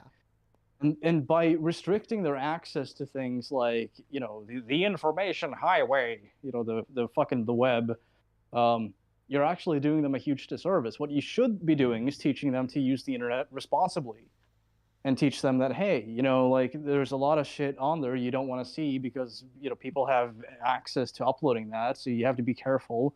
You have to be careful with who you talk to and about what, and so on and so forth. Like, just explain. Really, a lot of these problems could be solved if, like, parents would just talk to their fucking kids for a second. They don't want to do that. I mean, it's the same, like, you know, when they see like sexuality, like, remember that thing where like there was like a guy, I can't remember, or it was like, oh, slave Leia, oh, how do I explain this to my daughter, or how do I explain to my kids? And it's like, just have a conversation with your kids, motherfucker. Yeah, or it's like when they brought up, like, how do I explain to my children that two men can get married? It's like, I don't know. That's your fucking problem. And by the way, that's not even a problem in the first place. Like, as a kid, I never had to have, like, a conversation with my parents about the existence of gay people. Well, that was just, like, never an issue. Like, I just realized they existed, and that was it. And if I ever had any questions, I could just ask him, like, hey, what's up with this? And they would just say like, oh, those are gay people. They exist, and that's cool. Well, that's the thing. I did have to have those conversations with my parents, but it was because they raised me in an environment where I thought that gay people didn't exist. So when I finally saw gay people existing, I had questions, you know, as you would. I mean, bigotry for the most part is not really something people like come to develop on their own. Usually it's something they're brought up with. Yeah. It's taught on some level, or they're indoctrinated into it. Yeah, generally. They killed Socrates for corrupting the youth. Yeah. That seems to be a pattern, yo. Anyone preaching any kind of enlightenment, any kind of individuality, people being able to be themselves, acceptance, all of that. It's like, no, you're fucking... Anyone teaching people to think for themselves. No, you're corrupting. Like, Jesus fucking Christ. And I love it. Okay, so I just want to point out two things. So, and this is something that like should not be surprising when you really think about it. There's a reason for why knowledge is such a fucking like faux pas thing in the Bible. Like the fruit of knowledge just gave humanity knowledge and awareness, and that was like supposed to be an evil thing. Yeah. And beyond that, you also have the fact that like oftentimes congregations are referred to as flocks, and that what's implied there is that like the congregation is like a flock of sheep. Yeah. And to me, like if I joined any kind of like movement, or if I adopted any sort of ideology, and one of the fucking characteristics of it, one of the most like recognized characteristics of that movement or ideology was, hey, our followers are a bunch of fucking sheep, and knowledge is bad, I would just like immediately question like, what the fuck am I doing with my life? Well, that's why it's literally baked in to their ideology right at the beginning of their book. Knowledge is bad. Freedom, individuality is bad. Don't think for yourself. But this is why like I don't like the Old Testament. I think it's fucking full of a lot of bullshit. But that's why I like the New Testament better, because it fucking not addresses all of it, but some of it, and it does away with a lot of that bullshit. It's clear Jesus was far more enlightened than whoever the fuck wrote the book of Genesis. Like, here's my fucking unwanted, totally like impromptu advice to Christians that they probably don't want anyway, but fuck it. Try to be more like Jesus. Don't fucking try to be more like the Bible. Yeah. Or, the people who try to like control you and tell you how to live. Try to just being more like Jesus. Because Jesus, to me, always came off more like a pretty fucking mellow, like, hippie dude. Yeah. Occasionally, he did beat people with sticks for being assholes, but, gotta do what you gotta do. For being capitalists, actually. That's actually... engaging in capitalism, buying and selling. Which, you know what I find hilarious? And I always called out when I was a kid. I was brought up in several churches that also had bookstores in them. And I always thought that it was really weird that Jesus literally beat and turned over beat the money lenders and turned over the tables in the temple and said, this is an abomination, you turning my house into a den of thieves. And I remember asking my dad about that. I was like, so how come it's okay that like the pastor can open up a bookstore in the church and sell his books and sell like a bunch of Christian books and shit? Why is that okay? Why aren't we just giving these books away? Which I actually went to another church once that was a little more based than that. They actually had, instead of a Christian bookstore in their church, they had a library where you could just take out books, borrow them, and bring them back. Which is, I think based on the teachings of Jesus, kind of vibes a little more with the messaging there, Sure. We're not trying to sell people shit. We're having knowledge freely available for people to take as they wish, you know? Yeah, Now, just like, do what fucking based and calm Jesus does and fucking like, share resources. yeah, Why not? which is what Jesus did, by the way. Literally, Jesus was a wandering teacher who taught for free. He didn't fucking charge people to teach. In fact, he offered people free food when he could, you know? My God, these Christians could really. This is why, like, I say, and I make the meme where it's like, yeah, I'm more of a Christian than they are. I'm not a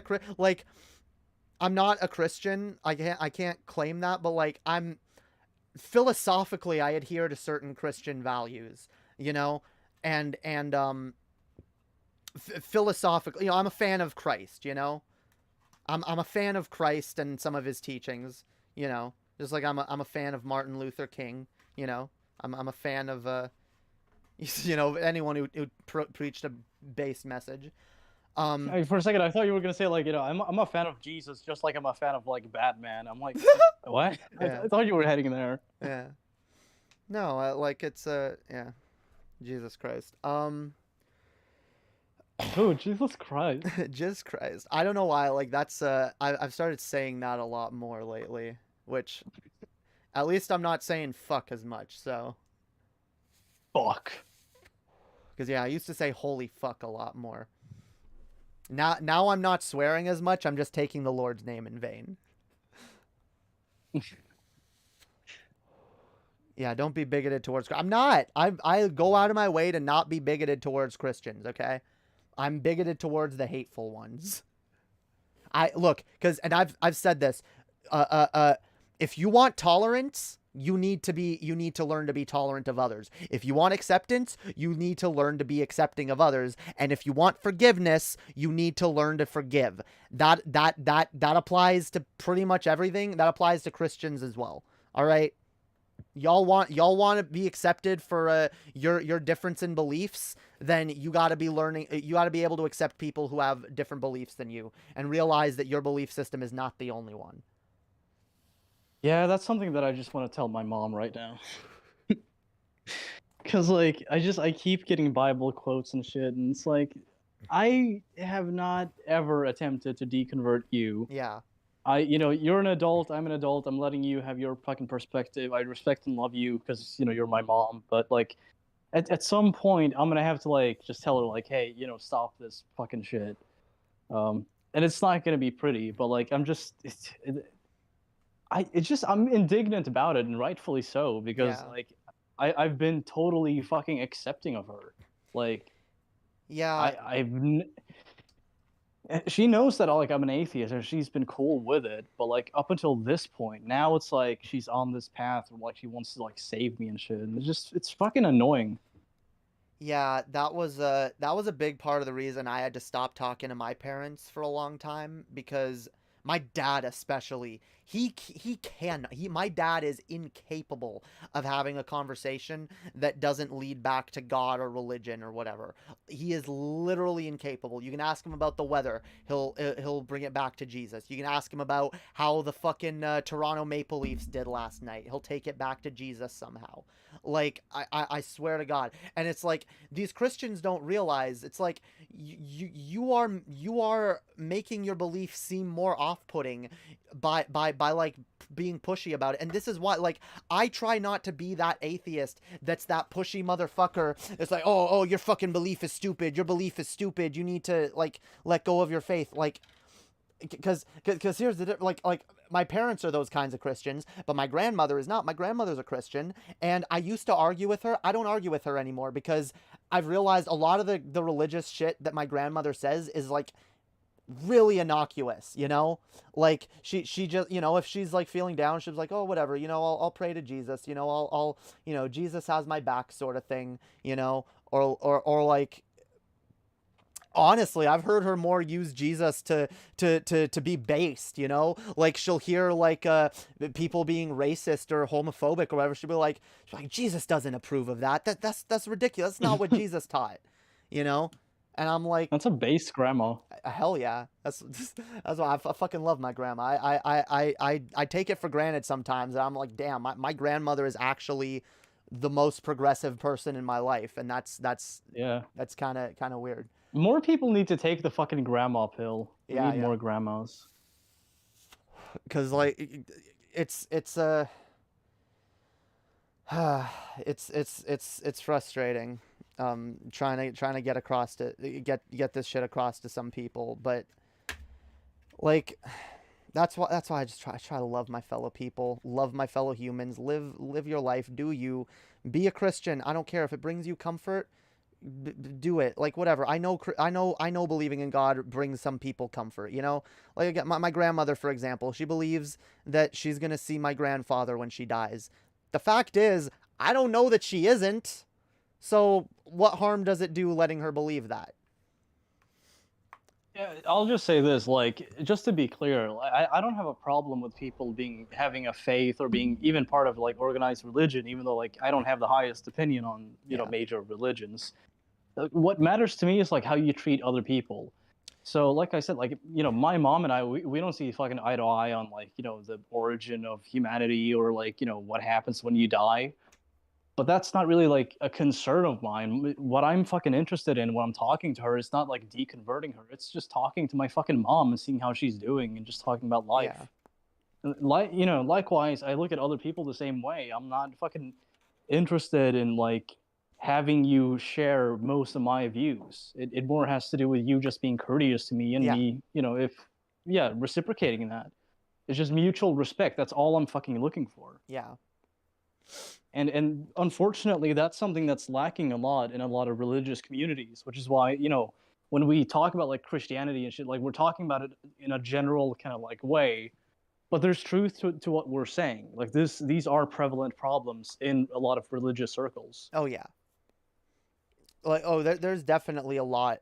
See, the thing is, like, because like I've had to take a step back and look at it through the perspective of like more progressive Christians for a minute. And I have to realize too, like a lot of people just don't see the bigotry, especially when they're not at the other end of it. But like, you know, if because I've had a conversation with my grandmother about this where she's like, you know, like, I know you don't believe in God, but like, you know, like she knows that I've been lonely. I miss having, you know, people to hang out with. She's like, oh, you know, why don't you go to church? So there's a church right at the end of the street. They're good people. I've gone there for years. I don't go there anymore, but it's, you know, and I'm just like, I'm sorry, Grandma, I don't feel safe there. I don't feel safe. And she's like, well, I've never heard people be homophobic there. I've never heard, you know, and like I feel like a lot like there is a segment of Christians who just they don't notice the hate. They don't see it, or maybe for some people it's not there. Not every church is going out like preaching anti-gay, anti-trans. Oh, obviously not. Yeah. Like that's not every church. But the problem is like these worst elements, these worst the worst elements of these communities end up being so toxic that they give a bad name to the whole thing. And like it sucks for me as someone who was raised as a Christian. Like I have to look at this ideology that like a lot of it I had a lot of sincere belief in, and just watching it get completely fucking railroaded and smeared by hate. A loving ideology being turned into hate. And it's sad because I could see Christianity being actually used to push a lot of progressive ideas, but unfortunately the fascists have their hook in it, and I don't know how to fix that. There is like biblical backing for a lot of those progressive ideas too. There is. So, like you would not even need to like modify that much of the Christian doctrine to really reflect that. You know, you would have to change some of it though, like, you know, guys being put to death for fucking other guys, shit like that. But generally speaking, just like looking at the teachings of Christ, I mean, like there's a lot of progressive values in that. So yeah, there is biblical backing for it. That's why I've said if I ever get to open my queer church, I will definitely I will do sermons. I'll do sermons about fucking I'll take the shit from the Bible and use it to like you know, preach acceptance and love and shit like that. Okay. Because that like you said, like I'll do sermons about fucking. I'm like, oh cool. Yeah, well maybe. Yeah. I'll do that with my church. I'm gonna like launch the fucking like the hedonist church. We're just gonna like have fun. We're just gonna like drink and be merry and smoke weed and fucking have a good time and like, you know, watch like cool bands perform, and that's gonna be our fucking religion. Hell yeah. See, that's what I want. I just want to have a place where people can get together, listen to music, have fun together, have a community, you know? Yeah. Hey, Sister Jamie, join us. Which, it's the Church of Swagism. Come on. you know what's hilarious to me too? Like, look at how most churches are. Oh, by the way, sorry for like dead naming. I accidentally did that. Oh, that's fine. Look at how most churches are structured. These are the same people that, oh, communism, communism, it's bad. Like, I'm sorry. What is a church if not communism? It's literally a community of people that get together and help each other. They help the poorest members of their community, give charity to the poorest members of their community, try to feed the hungry, the homeless. Not all churches, but I know of churches that, you know, they'll take in homeless people, they'll take in whoever needs help, you know. They try to provide a sense of community for each other. You know, they tithe their money to the church, which in a lot of churches is used to just make the pastor rich, but in a lot of them is also used to actually do good for the community, and they have a sense of community, and you know, and it's like they adopt a lot of the tenets of communism without even realizing it, and it's actually pretty based. So I look at it and I'm like, yeah, no, I want to take those good elements. And I want to do something with it. I want to, because the Christians shouldn't be the only ones who get to have this sense of community. Yeah. Let's see, like, I don't know how much time we have, so, like, we should probably wrap up the video we're watching. Oh, it ended. Oh, okay. Yeah, it was good really grief. short. Yeah. Well, that's merciful. No, yeah, that's why I've just been rambling. Hell yeah. Okay, well, cool. We can keep doing that for a bit. I mean, the only other thing I was gonna ask you, because you said you were gonna do a video on you were originally gonna do a video on homophobia in GTA. Yes. I don't know if you wanted to talk about like some of the examples. Well, no. Okay, so I just want to correct that a bit. So the idea that I initially had was just to talk about gay representation in GTA and talk about how like it's matured and gotten, you know, a bit more nuanced and overall just better with time. Because like if you compare like GTA 1 and 2 to like GTA 4 or 5, there's a huge difference in how like fucking mature Rockstar is about handling these kind of topics now. Yeah. So that was like the video I initially had in mind, but then I thought like, okay, well, wait, hold on, why just like gay characters? Why not like LGBT? And then I looked into the T, and I found a lot of things that have not aged well. Yeah. There's definitely a lot. I don't really play those games much, so I never really noticed. Because again, and I don't play GTA, like I don't play the stories. I play GTA to run around and you know, sandbox it. Yeah. So, but like, yeah, I don't know, like, the fact that like, because I remember when they came out with the Ballad of Gay Tony, I remember hearing that, announced, and I remember hearing discourse way back then of like, I'm like, oh, like they're putting gay people, and or then like, oh, this is bad gay representation, or like, oh, they're shoving gays down our throats. I actually am not too familiar. Like, is that like, is the Ballad of Gay Tony? Okay, is it good representation or not? Okay, so the Ballad of Gay Tony is like basically DLC for GTA 4. Yeah. It just adds like a different. Yeah. So, Gay Tony, contrary to like misconception, especially at the time, Gay Tony is the boss you work for, not the protagonist. Okay. And a lot of people were like upset about that, like just the possibility of playing as an openly gay protagonist. So go figure. I'm upset we didn't get an openly gay protagonist. I actually mean, thought that's what that was. I'm actually sad now. You know what? I've actually been like talking to like a bread tuber about this, but I am considering doing a video about where basically I set up this all of these loaded questions, you know, where I'm like, how do you guys feel about like an openly queer protagonist? And what about like a gender non-conforming protagonist? What about an immigrant protagonist? What about a pro-environment protagonist? What about a protagonist who is concerned with systemic racism? And I would ask these questions, and then, people would be like, oh, that would be too political. That would be naturally the response. Naturally, I mean, like the expected response. Here's the thing, though, like everything that I mentioned, all of the characteristics that I just brought up, they all apply to Trevor Phillips in GTA 5. All of them. These have, this is like a beloved character. So that all of this has already fucking happened. And the point of this video that I want to make is like, at the end, I'm just kind of like, okay, well, it's not that big of a fucking deal. It depends on like how Rockstar handles this. And if they handle it well enough, like they did in GTA 5, then nobody bats a fucking eye. Nobody even thinks about it. It's totally fine. So like all these concerns people have about this are totally blown out of proportion. That's a video that I want to make at some point. Yeah, no, that sounds like it'd be a good video. Probably make some people mad, but at this point, I feel like you got to break a few eggs if you want to if you want to say what needs to be said these days. If nothing else, I've actually like gained a lot of respect from like certain people in my community for sticking my neck out. But anyway, like getting back to the Ballad of Gay Tony.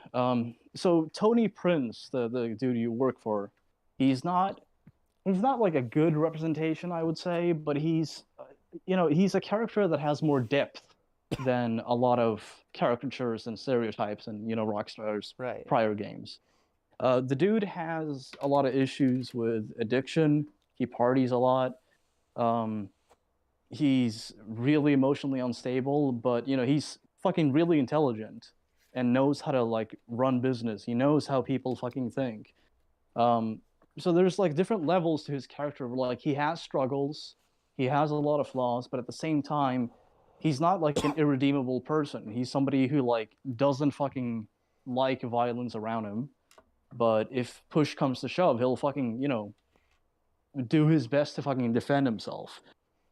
So I'd say like it's a mixed bag. It's not good or bad.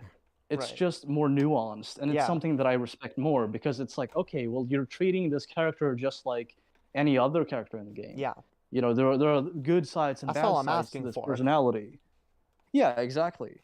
Like when I made my fucking Transphobia and GTA 5 video, like what I want is for them to approach this issue the same way they do basically every other fucking demographic that they represent in these games. Like you might occasionally come across, like black characters speaking like, in Ebonics or whatever, whatever the preferred term is. AAVE. But that's not, I'm not really like super fucking well versed on like terms and shit, so my bad. But it's African American Vernacular English. They call it AAV. Although, see, okay, I don't know. I get annoyed when people like go around, oh, this person's using AAV or that person, because like I get accused of that from time to time. People are like, oh, you say yo too much, like especially when I get drunk. Like I slip more into the slang and shit because I grew up in a more urban environment. I grew up around more diverse people, and around here everyone has a bit of an accent of some kind. I say yo because it's just like a fucking greeting, and that's it. But like there's just this like assumption that like, oh, that's just how black people talk, and like that's not even the case anymore. Yeah. So the point I was making is that like you might see characters who like speak in a way that's like, in a lot of people's minds, stereotypical of black people, but these characters are not limited to that.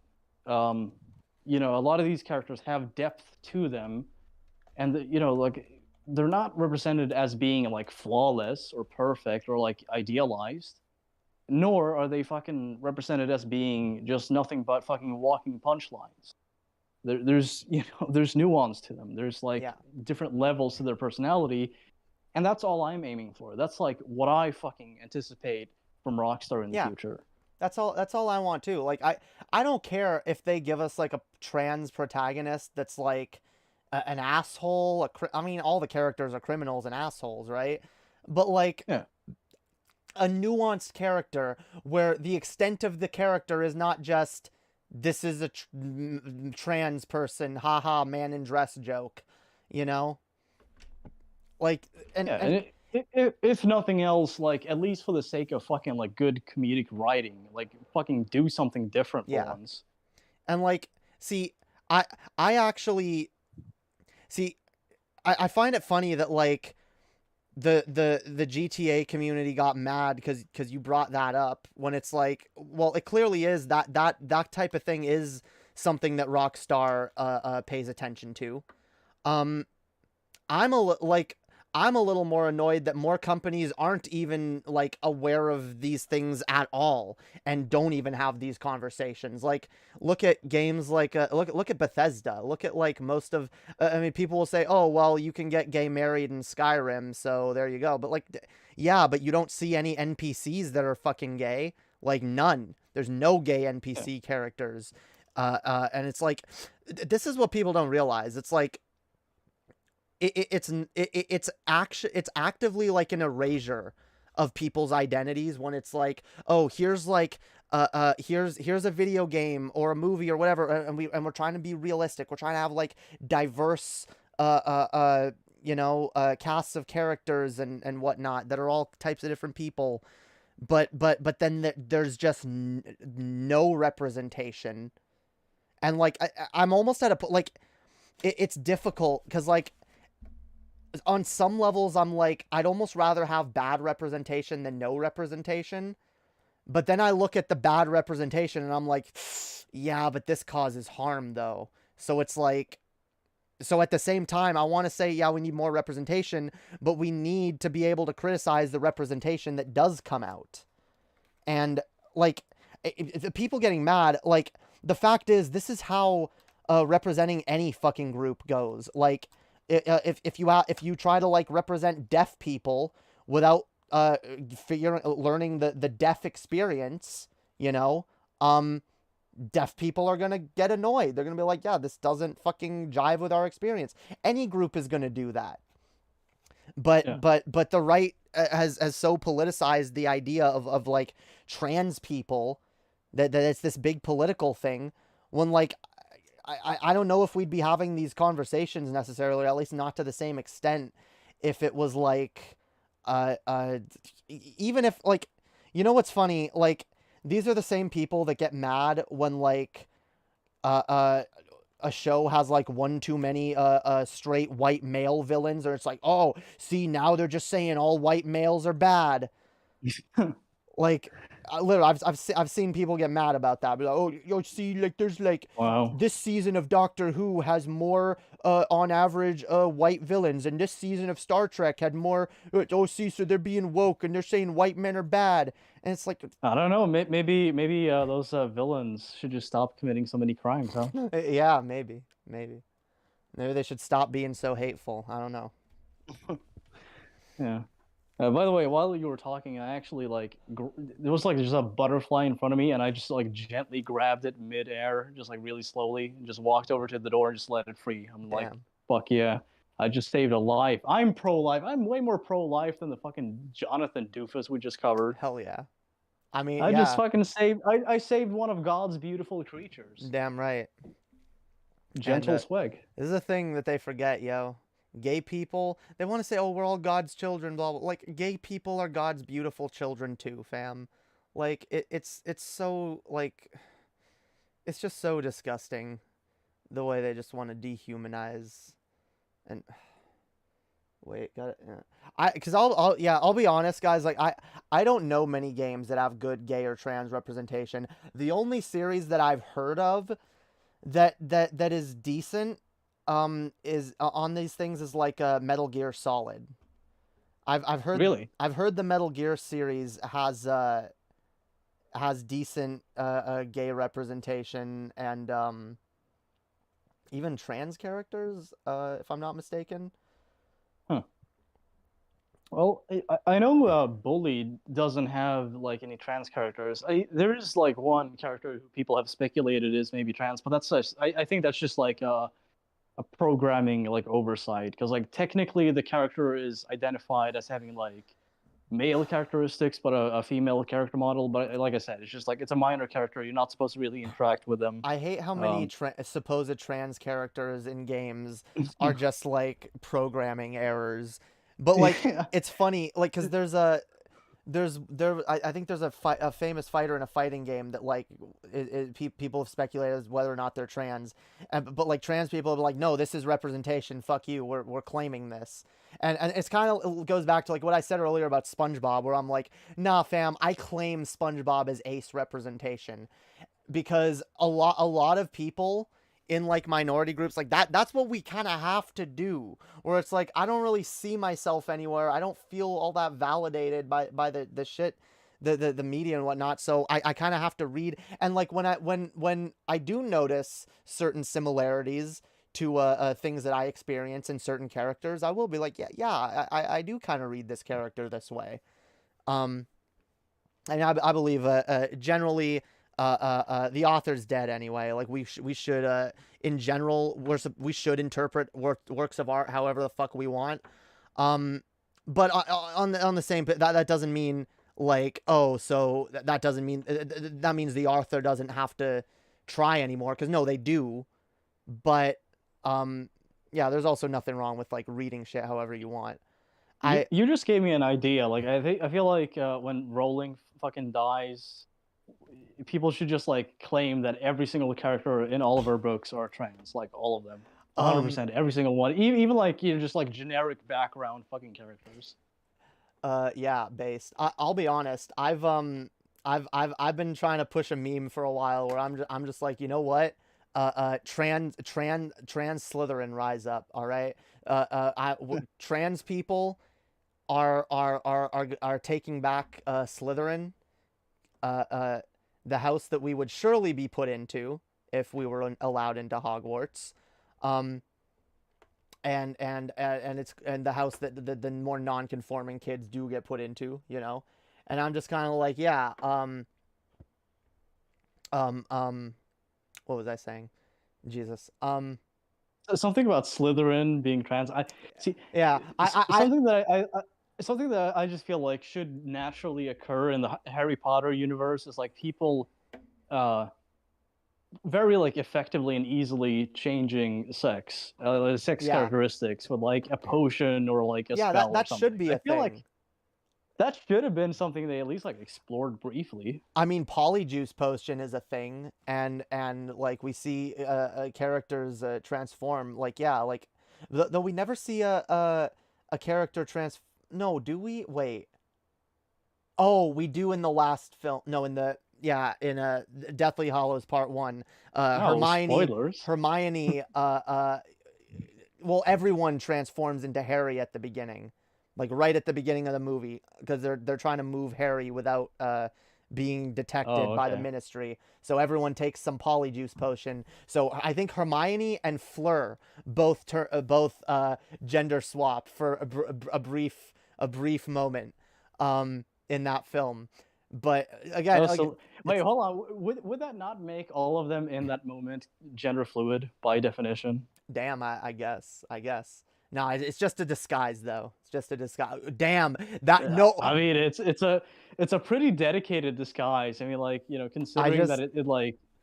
I just noticed you can actually read that as an anti-trans reading, that in J.K. Rowling's universe, the only way a person can swap from one gender to another is simply as a disguise. Shows how she views. Damn. But no, what you said about I think it's actually, because I've seen people be like, no, we got to take back Rowling's work, because again, like, her work was really meaningful to a lot of young queer people, especially me. Like I loved like a story about a young kid growing up in an abusive household where he's not accepted, finding a place in a community where he is accepted and where he can be himself, you know, like, oh my God, that was so meaningful to so many young queer and trans people growing up, and like the fact that she's trying to ruin it, like, no, like Harry Potter belongs to all of us at this point. And what I want to see more of is people doing like spin-offs or whatever, or like adapting the work in one way or another. But I'll be honest, I have a book that I'm working on right now. It's nowhere near finished, but like I'm kind of touching upon those ideas where I'm not, it doesn't take place in the Harry Potter universe or anything, but it takes place in a similar universe.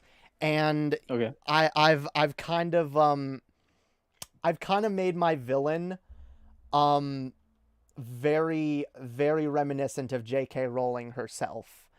That's fucking awesome. Yeah, and the story is literally about a trans witch. Cool. Who like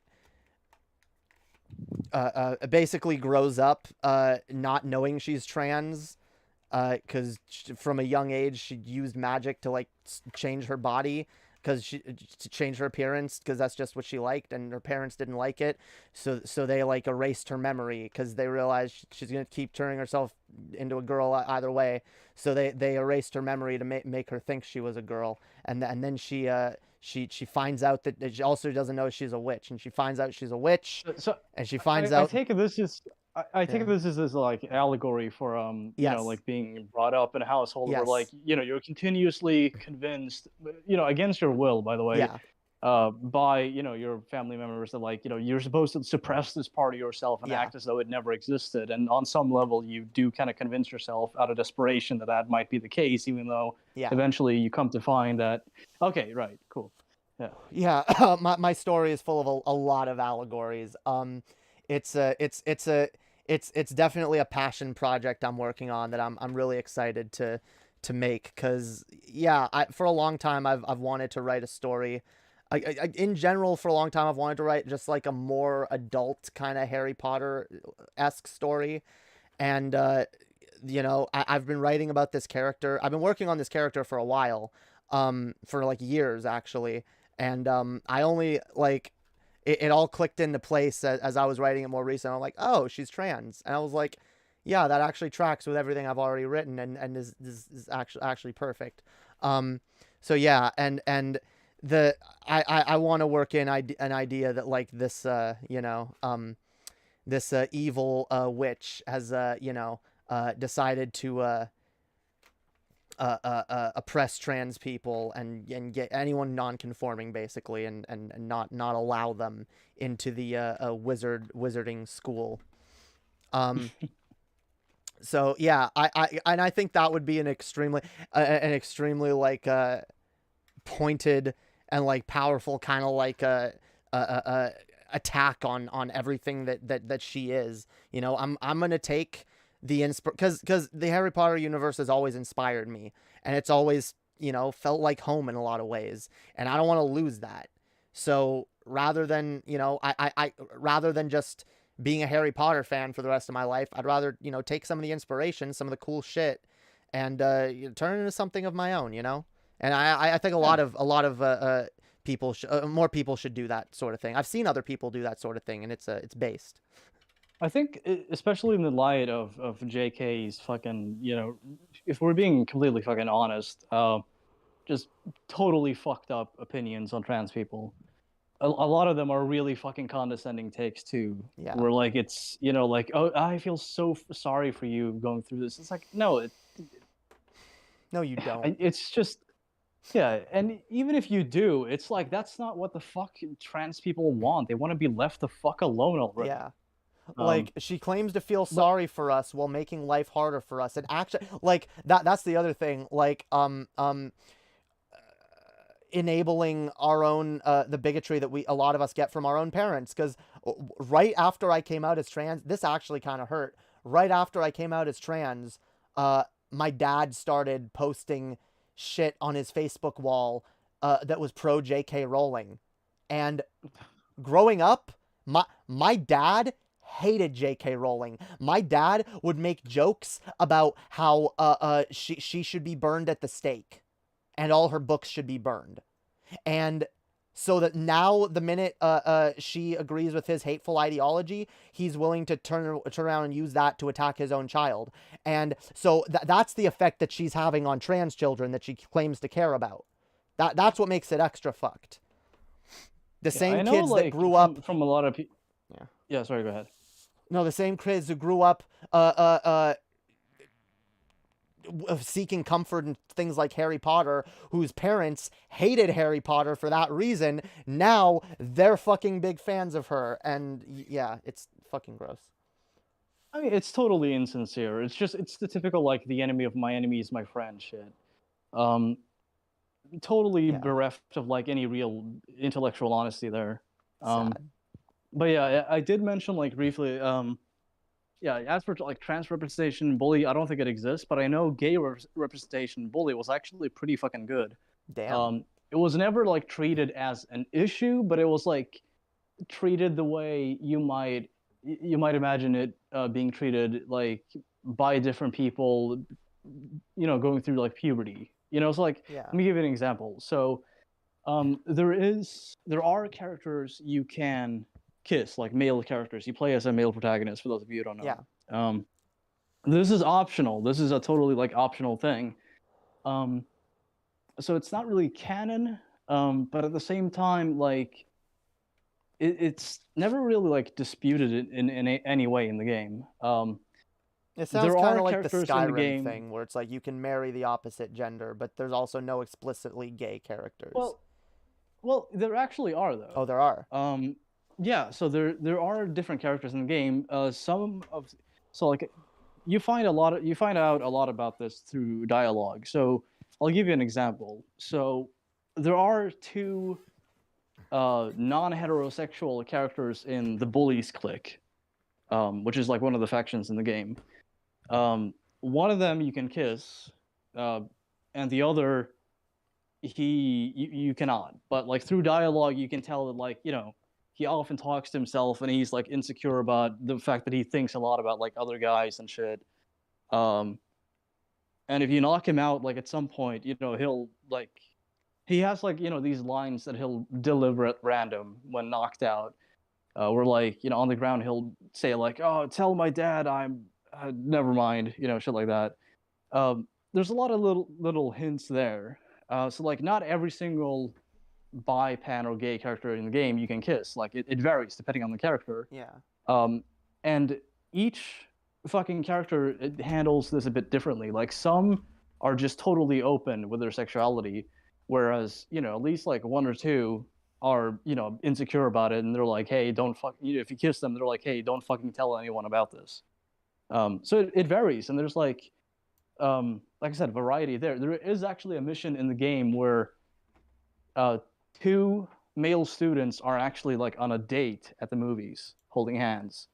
You approach them, which causes the insecure one in the relationship to, like, freak out and run off. The objective during this mission, by the way, is to, like, just clear the line, you know, without using violence. So, like, it occurs in the story. These characters are in the game, but it's never, like, treated as though it's, like, a situation of any kind of sort. It more depends on, like, the nature of those individual characters. Yeah. And like in I don't know about GTA now. I know, like, San Andreas had this, and I know Bully had this. But, like, you know, different people you see in the game just walking around in the background, like generic townspeople, they will hold hands with like, other townspeople, and it's totally randomized. So you will occasionally find, like, two women holding hands or two men holding hands. Yeah. Hell yeah. And you know, that's just like naturally occurring in the game. It's just, you know, part of the scenery. It's never nothing special, really. Yeah. And I appreciate that, because it's like a small detail, but it's handled so fucking just casually that I'm like, okay, well, that's fucking cool. Yeah, I mean, that's at least, like, the bare minimum when it comes to representation. Just have them there, have it be normal, have it not be a really big thing. It's just, they're there. They exist, you know?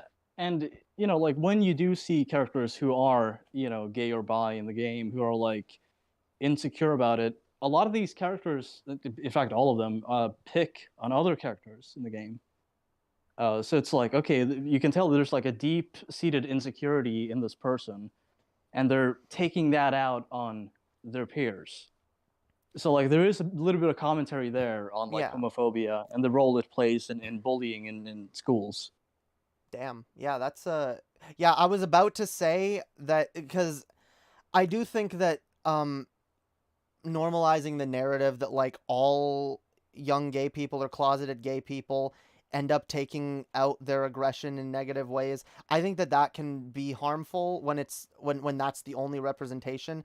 However, you do like you make the point like it is the game is about bullying. It's about the effect of bullying on and you know.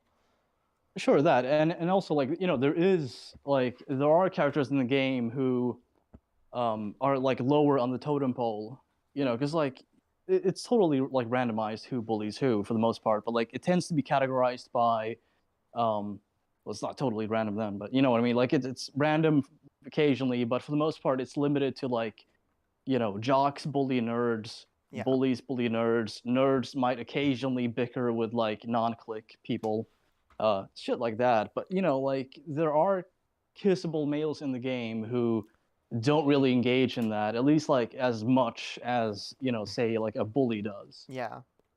So it varies depending on the character. Yeah.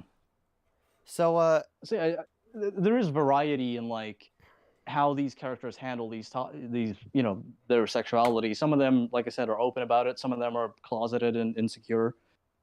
And I appreciate that.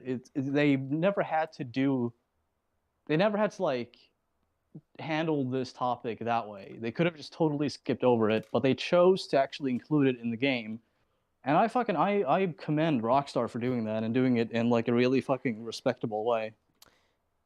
Yeah. So I'm curious then, what kind of representation is there in like GTA 5? Because I guess that's the newest one. Well, I mean, you do have like minor characters that are gay, none that I can really think of right now. I know I've encountered some. But as for like, where's all the lesbian gangsters, yo? That's what I want to see. I wonder that too. Actually, there was one in GTA 4. Okay. Though, she got way in over her head with like cocaine deals and shit. Damn. But yeah, I mean, like, she's open about it. She fucking, flirts with women and dances with women in various cutscenes, and nobody fucking like has a problem with it. Hell yeah. I see. People are telling me play Tiny Tina's Wonderland. I've never played that. I don't know what the fuck that is. Apparently, it has a trans representation. Oh, yeah, okay. I'll check it out. Yeah, it seems like it's Neat. a newer game. Oh, what is it? Is it a Borderlands spin-off? Huh. Yeah, I've never played that. I might check it out. Never played Borderlands either. That's a lie. I played it once for like 5 minutes. I didn't grab me. But I don't know. Like, it does suck because like it would be nice to see more representation. It would be nice, especially like. I guess I'll bring this up because like I know you're not as much into the Nintendo shit, but like as someone who grew up playing Nintendo games, it kind of sucks to have like areas of trans representation that are teased at us but get whitewashed in the West or whatever. Yeah. The Birdo, they've gone back and forth on Birdo being trans. And the biggest, the most egregious one, and this actually pisses me off, in Paper Mario and the Thousand Year Door, the character of Vivian is actually, and if they didn't erase the trans narrative from English translations, she would actually be really good trans representation. A character who like her sisters literally bully her for being trans. And she teams up with Mario in a chapter when Mario is having an identity crisis. He literally has his body taken from him, and loses his body and his name, and he's like just a shadow running around. And no, he's in another body. I don't know if this is intentional, but it sounds a bit like allegory to me. It is. It is. It feels like it. Cool. It actually feels like a trans allegory, where it's like, yeah, Mario, he has his name stolen from him, and he has his body stolen, and he's like, in the body of his opponent, and so he gets outcast. Like Mario's on his own, he loses his partner, and Vivian's on her own. She's outcast by her sisters, and Mario finds her and is the one character that's accepting to her, and they defeat her sisters, and she ends up joining Mario. And like there are a lot of little themes where it actually does feel like really good trans representation. And the funny thing, I actually closely identified with her as a kid and had no idea that she was a trans character. And then I grew up and I looked at her again. I was like, oh, that makes so much fucking sense, actually. I mean, it just goes to show that, like, a lot of these feelings that people experience are, like, they actually do occur a lot of the time in childhood. Yeah.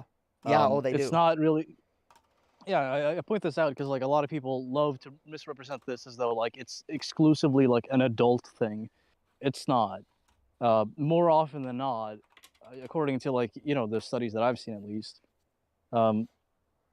oftentimes in childhood, I mean, like, early fucking childhood, people will gravitate towards, the gender roles that they find more appealing. Yeah. Whether, that's in accordance with their fucking assigned gender at birth or not.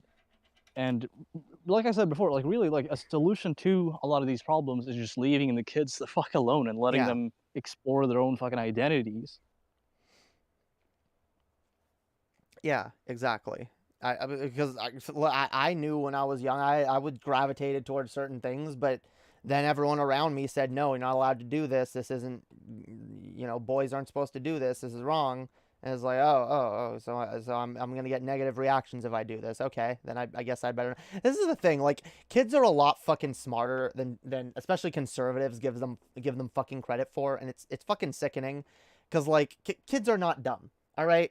Like, they go, oh, how do you know what you like? How do you know that you're this or that? Oh, you've just been brainwashed. Like, really fucking condescending. Like, I could ask the same fucking questions to you, motherfucker. How do you know you're straight? How do you, these straight conservative fucking, like, oh, you're married to the opposite gender and you have a family, I can assume then you've never tried a homosexual relationship. You've never tried, letting a dude fuck you up the ass. How do you know you don't like it? Yeah. I mean, there's nothing wrong with exploration, and, like, I actually had a fucking am I rhyming now? I had a conversation about exploration with I'll stop. I had a brief conversation with somebody a couple of days ago about sexuality. They asked me, like, am I bi or pan? I'm like, okay, I guess pan, because, like, usually I say bi just to avoid the confusion, but I think henceforth I'm just gonna say pan because I feel like I'd be doing a disservice to, like, the pan community or pan people in general not to fucking explain it to people who probably needed to explain to them.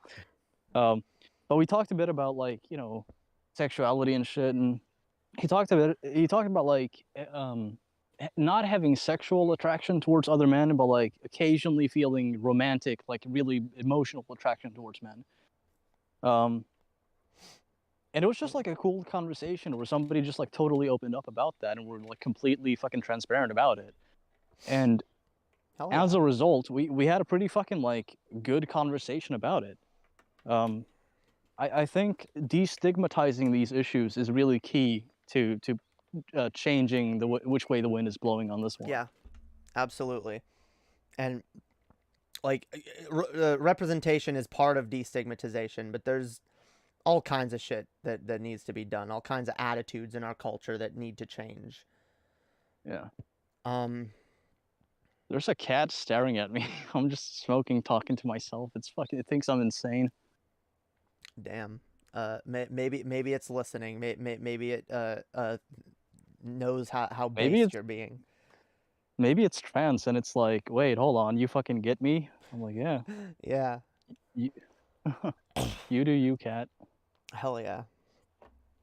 But yeah, I don't know if there's anything else to to talk about. We've No, I think we covered the entire fucking universe. At this everything, point, so. the entire world. Yeah. We did it. The All of history it. of everything. Oh, it's approaching me now, I think. It's been nearly 4 hours. I can let you get going if yeah, if you want. I don't know if there's anything else you wanted to discuss. I'm not really sure. I think I'm being followed by this fucking cat now. Damn. Holy shit. Actually, Swegta, this was all a ruse. I brought you on to argue about religion again. All right. Oh shit. You're wrong. Laying down the gauntlet. Religion is actually good, and strong disagree. Well, for the most part. yeah, no, I agree. No, it's been fun. It's been a fun chat. Okay, I think we had a good fucking 3-hour convo about a lot of interesting topics. Hell a yeah. lot of gay stuff, which I'm always down to talk about.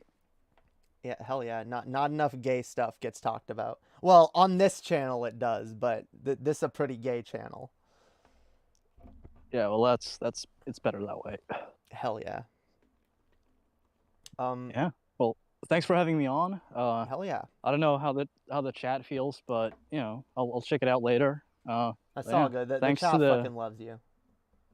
Yeah, thanks to the people in the audience. No matter how they feel about me, it's always fun being on. And yeah, I look forward to being on again. Hell yeah.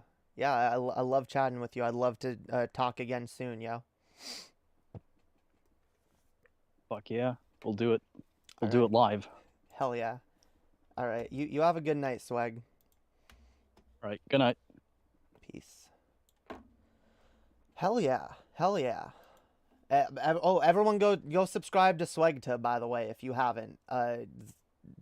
It's just Swegta, SWEGTA, all right?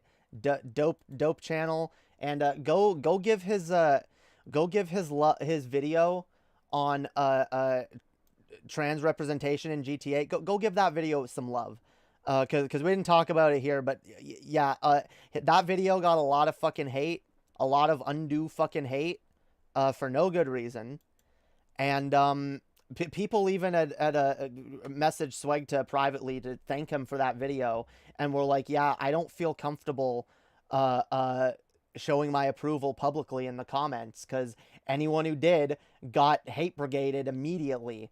So yeah, go spread some love over to Sweg's channel, guys. Go spread some fucking love.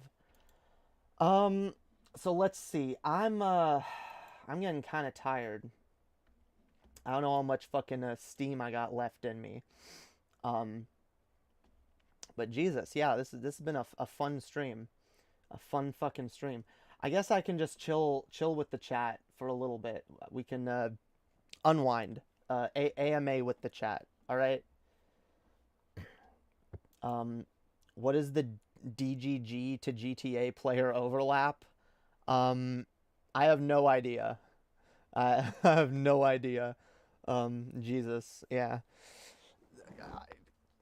I will say, a lot of the people that in Sweg's comments seemed a little DGG brained. Don't look, that mentality is prevalent among a number of communities. Destiny's is not the only one that's that has that kind of shit. Whew, okay, hell yeah. This was Jesus, I feel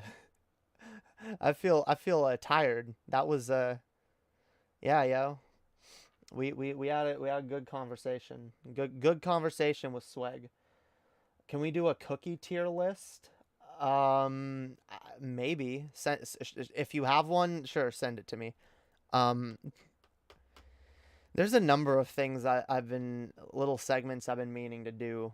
I've been meaning to take some tests on here, honestly. I want to take the political compass again. I've been meaning to take the sex values quiz on here, as well as maybe the leftist values. Yeah, we should just do a quiz stream here soon. The tier lists are always fun. Jesus, how's everyone in the chat? I didn't greet the chat, yo. What up, the Shamanite? What up, Prosy Rosie? What up, Rose Black? What up, Watch the World Burn? What up, the Saint? Blaine is here. Zeta Null. Ace to 928. Fuck yeah, Origin of Language. Watch the World Burn. Did I say that already? Well, welcome. All of y'all. How's everyone doing tonight, yo? Seriously, y'all, if y'all enjoyed this stream, yo, like this shit. Y'all are doing better at the likes, but we can do even better, all right? You know what? I'm not going to be pleased with y'all until we start regularly hitting at least 20 likes on each stream, all right? I think we can do that. I think that's attainable, guys. I think that's fucking attainable. All right? We can get to 20 likes. Come on, y'all. I saw a poll asking if someone would rather have $1 billion or know the answer to any single question. The people who pick the money are stupid because they could have asked for the winning lottery numbers. Yeah. Jesus. Yeah, a lot of people's brains turn off when it comes to money and shit. God, I've been vaping too much nicotine this stream. Jesus Christ. I'd better not smoke a cigarette when this is done. Bad Jane Emma, bad. Okay. Yeah, yo, yeah, we're just gonna chill with the chat for the rest of the stream. We'll maybe chill for another like 20-30 minutes. Wait, did Ami no? Well, you said something about no. Here's what we can do. We'll look at some memes. We'll look at some memes, yo. We'll do a meme segment. Cut to Emma smoking a cigarette. Yeah. Better not smoke a cigarette. Me smoking a cigarette. I want one. Actually, oh, fuck. Yuck. No. I'm a good girl. I'm a quit.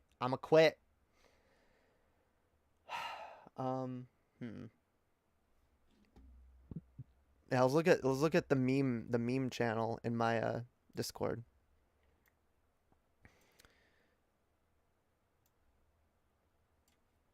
Let's look at the memes, yo. Try this meme. Can't click on it. No, can I? Teachers, if someone comes into this school with a gun, they have to go through me to get through my kids. Cops, back up, please. True, actually. Yeah, all right. We got memes. All right. I posted a bunch of good memes. All right. The basest poggest memes. Yeah, we got some other ones that people have posted since. I love these. I found some LGBT groups that post some base lesbian memes. Remember, dear fellow lesbians, straight girls are friends, not food. All right. Yeah, don't fuck with straight girls, all right? They'll just break your heart. Oh, this too. I'm a strong woman who don't need no man. Because actually I need my girlfriend. Please, babe, come help me. I'm scared. That's totally me 100% though. That's totally me. I'm like, bitch, I don't need no man. But like, if there's a spider or something, I'm like, babe, come kill it. I'm scared. Or like, yeah. Look, no shame, all right? No shame. Yeah, capitalism, liberals, let's use it against the 1%. Leftists, you can't wield it. None of us can. It answers to the 1% alone. True. Fucking liberals. Yeah, I saw Vosh posted this meme the other day too. All the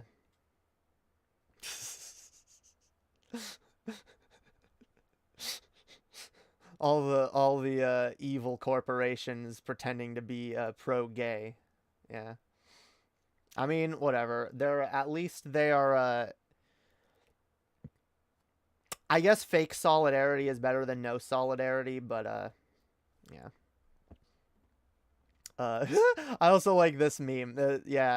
Men don't like that. It's a turn off.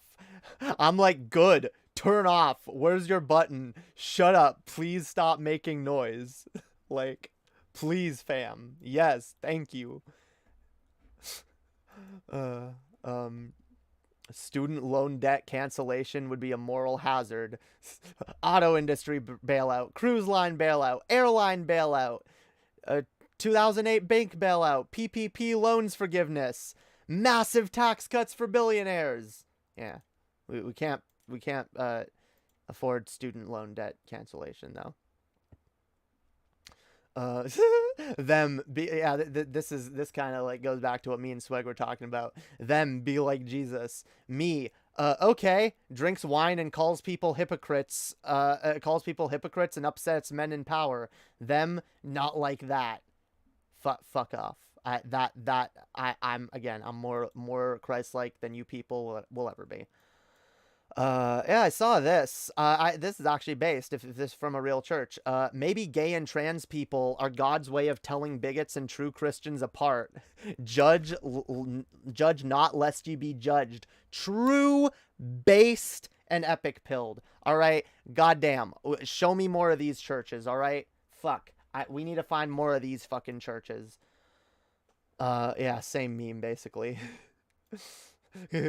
Fascism, leftists, cast it into the fire, destroy it. Liberals, no, I can compromise with it. I love wine so much. Yeah, wine is based. Wine is based. I got a little bit of wine. Jesus.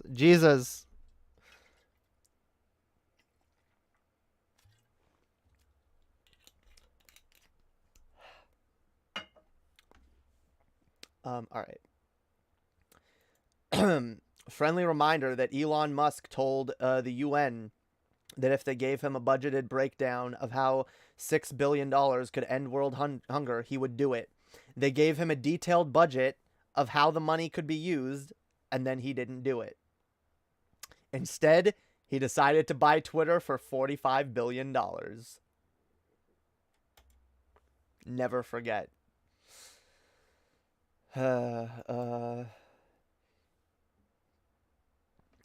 Inflation has risen the cost of everything, including the cost of labor, right?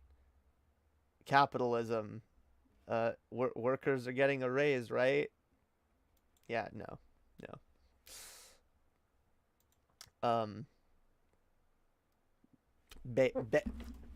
Based Pog.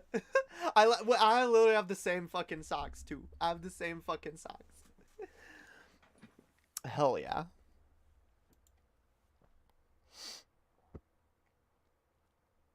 Fucking Jordan Peterson. Oh, holy matrimony is 3 lesbians and 1 femboy. True. Based. Here's the one I pulled up earlier. Transphobes be like, trans suicide rate is 45%. My brother in Christ, you caused the suicides. Oh, God. I'm on the side of biology. Gender dysphoria is a condition known about by doctors and scientists for years. People are born with combinations other than XY or XX. People can even be intersex with XY or XX depending on how SRY gene activates as an embryo. A transgender's brain, god damn it, lefty memes really are wordy as fuck. A transgender brain hormones a transgender's brain's hormone pathways behave more like their identity than their sex even before therapy. That's actually really true, by the way. Genetics play a role in transgenderism as well. A twin is more likely to be transgender if their twin is damn, I actually didn't know that. Basically biology supports trans rights. Yeah. Jesus. What else we got? Some families have 2 mommies or 2 daddies. This is literally child abuse. If God watches and judges, our God watches and judges your every move and thought, and if you misbehave, he will know and will send you to eternal pain. New skill, anxiety disorder. Which, true, this way of thinking literally causes anxiety disorders in people. But yeah, based in wholesome family values. Men, I'm not homophobic. I just don't want a random guy hitting on me. It's weird. Women everywhere. Yeah. Yeah. Yeah. But y'all are against feminism, right? Jesus. I will say, by the way, I really cringe at how much I used to laugh at feminist talking points before I realized that just how much harassment and misogyny femme presenting people get just for like, literally, there are some communities that, like, instantly the way they treated me, it was like a flip switch the minute I came out. Like the minute I came out and started identifying as a woman, the misogyny flip switched on in their brain. My God, the number of fucking unsolicited fucking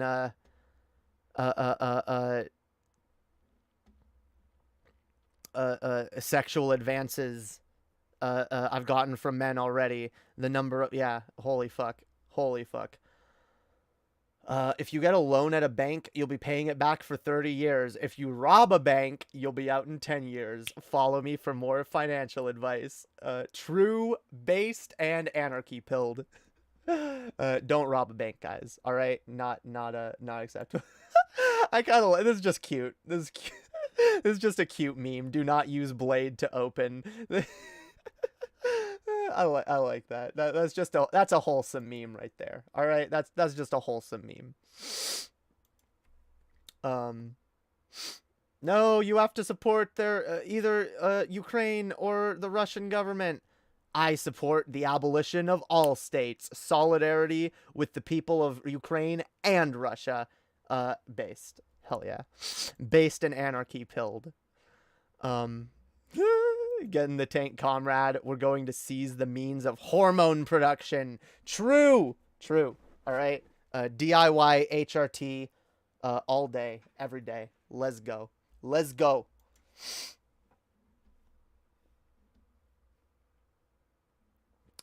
Jesus.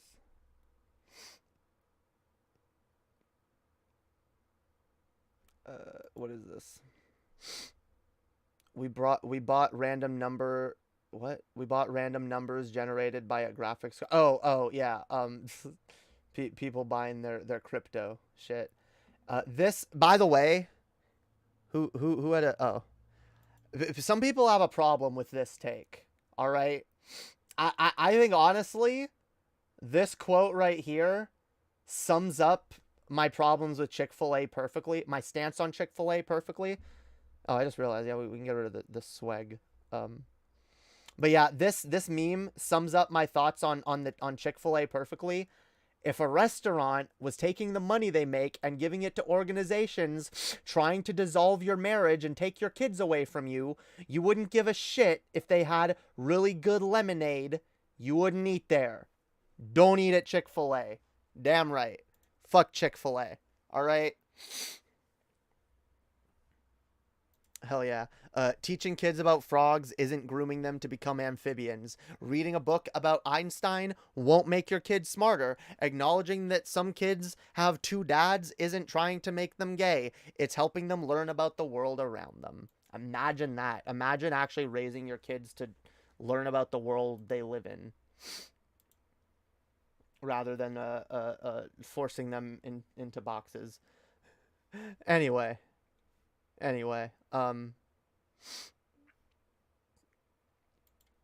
yeah, last one. Yeah, there go the gays. Maybe I'd respect them if they didn't make it their whole entire identity. Yeah. By the way, this argument in general is a bigoted argument. I'm actually sick and tired of the, oh, well, I'm okay with trans people and gay people. It's just the ones that make it their whole identity about it and that talk about it too much. Yeah, that is a position born of really gross ignorance and really judgmental, and yeah, y'all need to check yourselves, all right? Libs out there need to fucking check yourselves. Anyway, Jesus, I don't think I have much more steam left in me, but yeah, I also don't think I need to. This has been a fun stream. It's been a fun fucking stream, guys. Jesus, I think I'm gonna go have a smoke. Yeah, I might use that tier list another time. When we gonna stream again? That's what we gotta figure out. When we gonna stream again? I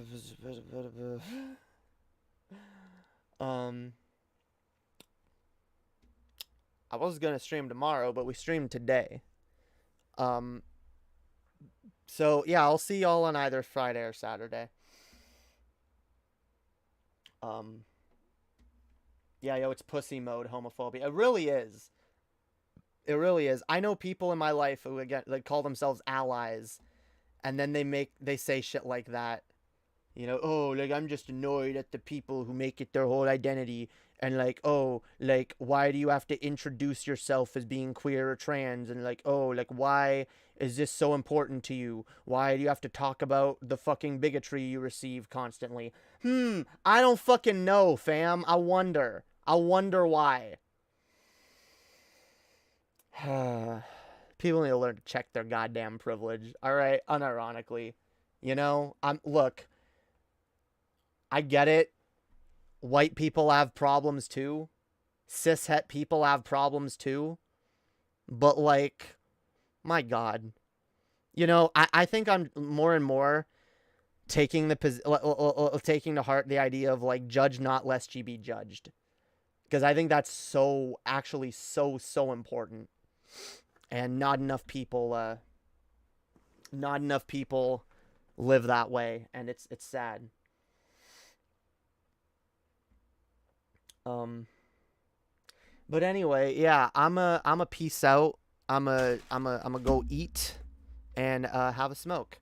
So I will see y'all next time. Remember to like, share, subscribe. Go check out some of my other videos, by the way. I've been uploading clips. All right, I got a whole playlist full of Hopium chunks. All right, bunch of dope fucking segments that y'all should check out. Bunch of awesome shit.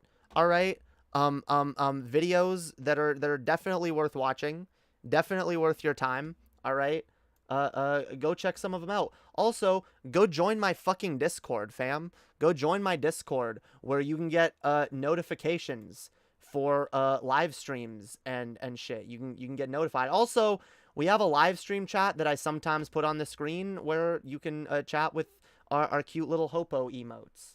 Lot of dope stuff in the Discord. Go join. Follow me on Twitter. I have a Facebook page, Lady Hopium. Go follow that. Go listen to my music on Spotify, Apple Music, and fucking everywhere else. Lady Hopium, all over. All right, fam. Y'all can donate. Really helps out to support the show. Become a patron, guys. $2. $2 minimum helps out. Helps keep the channel going. Helps keeping me do this for free. Helps me to afford groceries. Fucking Amazon wishlist, other shit like that. All kinds of ways to support. All right, but y'all don't have to do that stuff. All right. Because at the end of the day, we the Hopium fam. And each and every one of you is fucking beautiful and amazing and full of infinite fucking potential. So, remember to love yourselves, fam. Take care of each other. And I will see y'all next time. Have a great night, guys. Bye.